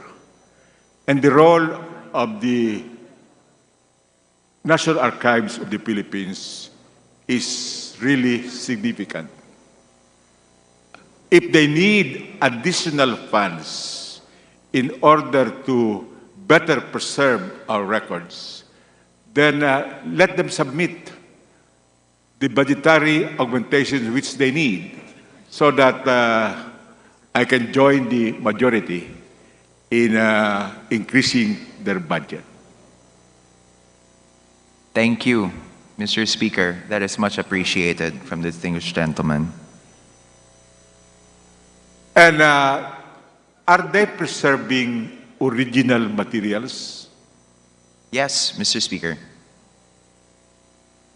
Why is it that some important historical materials would go to auction houses and they are auctioned publicly when they should be under the preservation of the National Archives of the Philippines? Mr. Speaker, if there are such that appear in auction houses, it's because they're non-public records. So they are privately owned papers, even if they are of historical significance. Well, even if they are privately owned, is it not necessary that the National Archives of the Philippines should participate in the auction at least in order to have possession of these private historical materials? Or is there a need for legislation that these private historical materials must be donated to the state or to the National Archives of the Philippines and not be sold at public auction? Mr. Speaker, unfortunately, given the mandate of the agency, which really pertains to archival of public records and documents, the agency is afraid that they might be subject to some COA regulations that will prevent them from doing so. However, they have spent some resources in procuring private photos or photographs for its photographic collection, which is displayed in their exhibition facility. But perhaps if the distinguished gentleman would like to amend the charter of the National Archives to include also private insofar as coordination, then of course the agency will cooperate and work with Congress to be able to achieve the intended mandates of the distinguished gentleman. Mr. Speaker, distinguished sponsor, can we request the agency to prepare a draft of a bill to, one, mandate that historical materials in the possession of private individuals must be donated to the state or should be sold at considerably low price to the state. And two, these private materials should not be auctioned in any other mode or form. Can we get that commitment to prepare that legislation? Yes, Mr. Speaker, actually the National Archives of the Philippines is already in the process of drafting an amendment to its existing charter, and the proposals of the distinguished gentleman will certainly be taken into consideration in the drafting, and then perhaps once submitted to Congress, I will join the distinguished gentleman in co-authoring said measure. Thank you, Mr. Sponsor, and I hope that the National Archives of the Philippines will be very proactive. Mr. Speaker, thank you for this opportunity to interpolate. Majority Leader.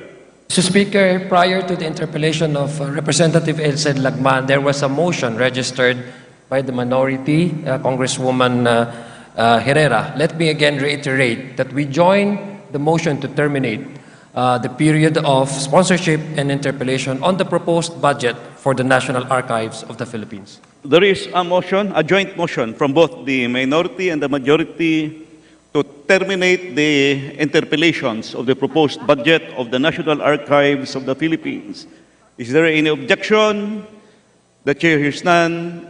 The interpellations on the proposed budget of the National Archives of the Philippines is hereby terminated. Congratulations.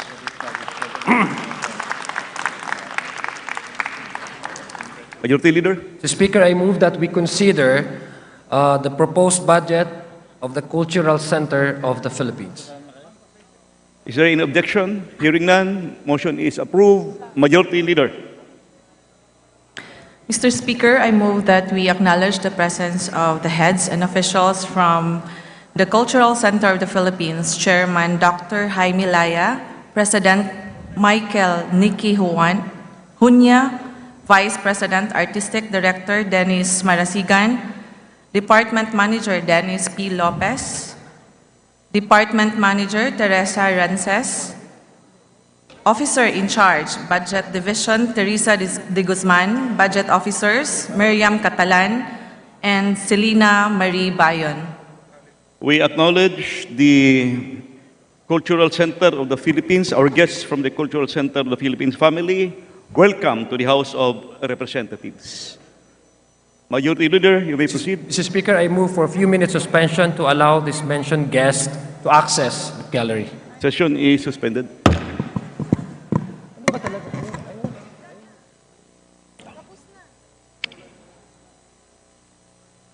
Yeah, mamadali tayo eh. Session is resumed. Mr. Speaker, once again, I move that we recognize the sponsor of the budget, proposed budget for the Cultural Center of the Philippines, Representative Christopher V.P. De Venecia, Vice Chair of the Committee on Appropriations. The gentleman from the 4th District of Pangasinan, Vice Chairperson of the Committee on Appropriations, the Honorable Representative Christopher De Venecia, is recognized to begin the sponsorship of the budget of the Cultural Center of the Philippines.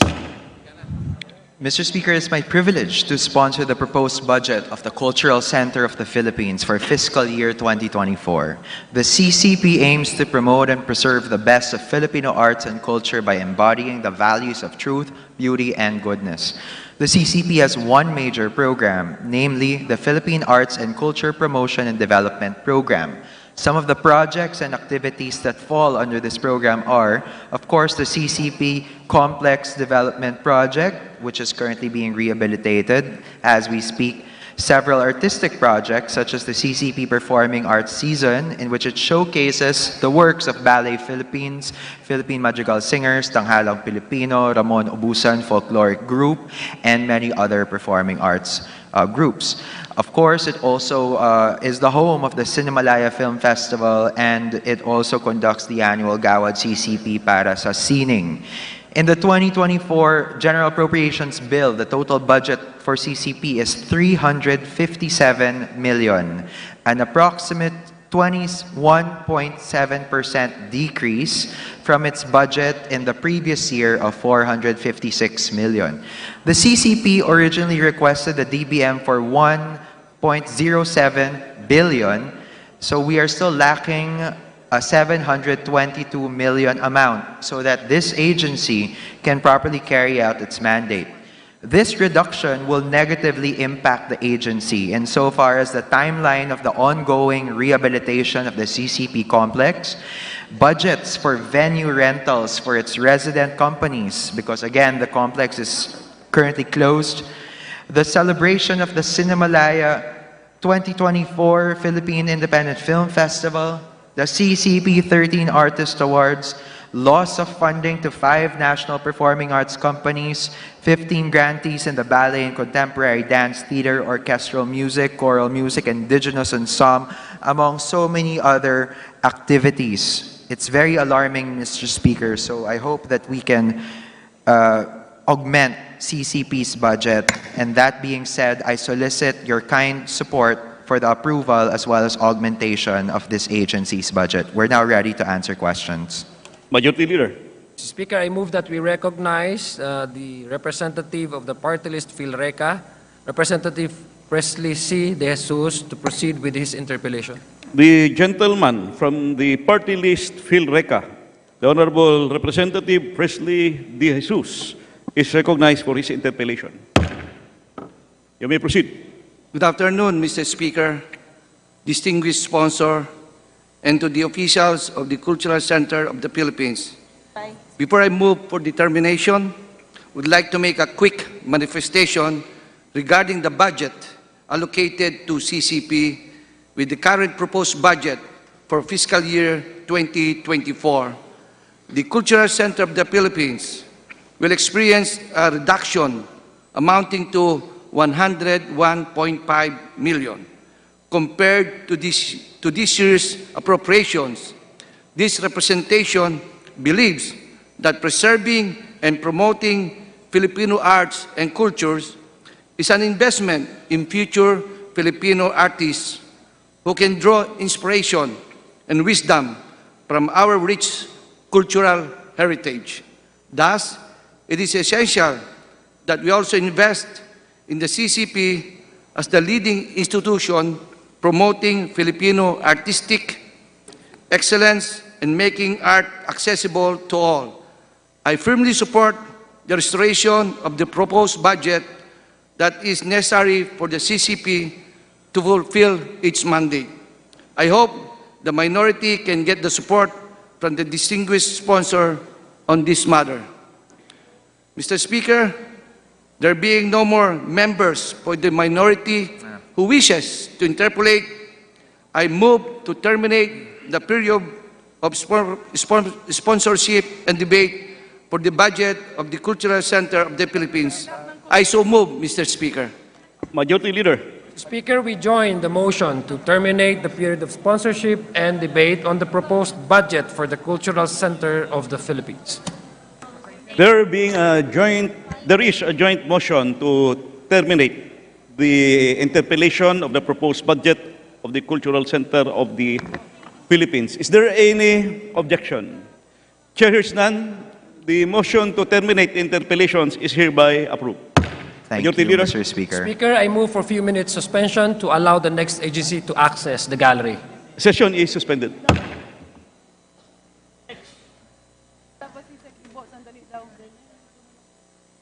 Thank you.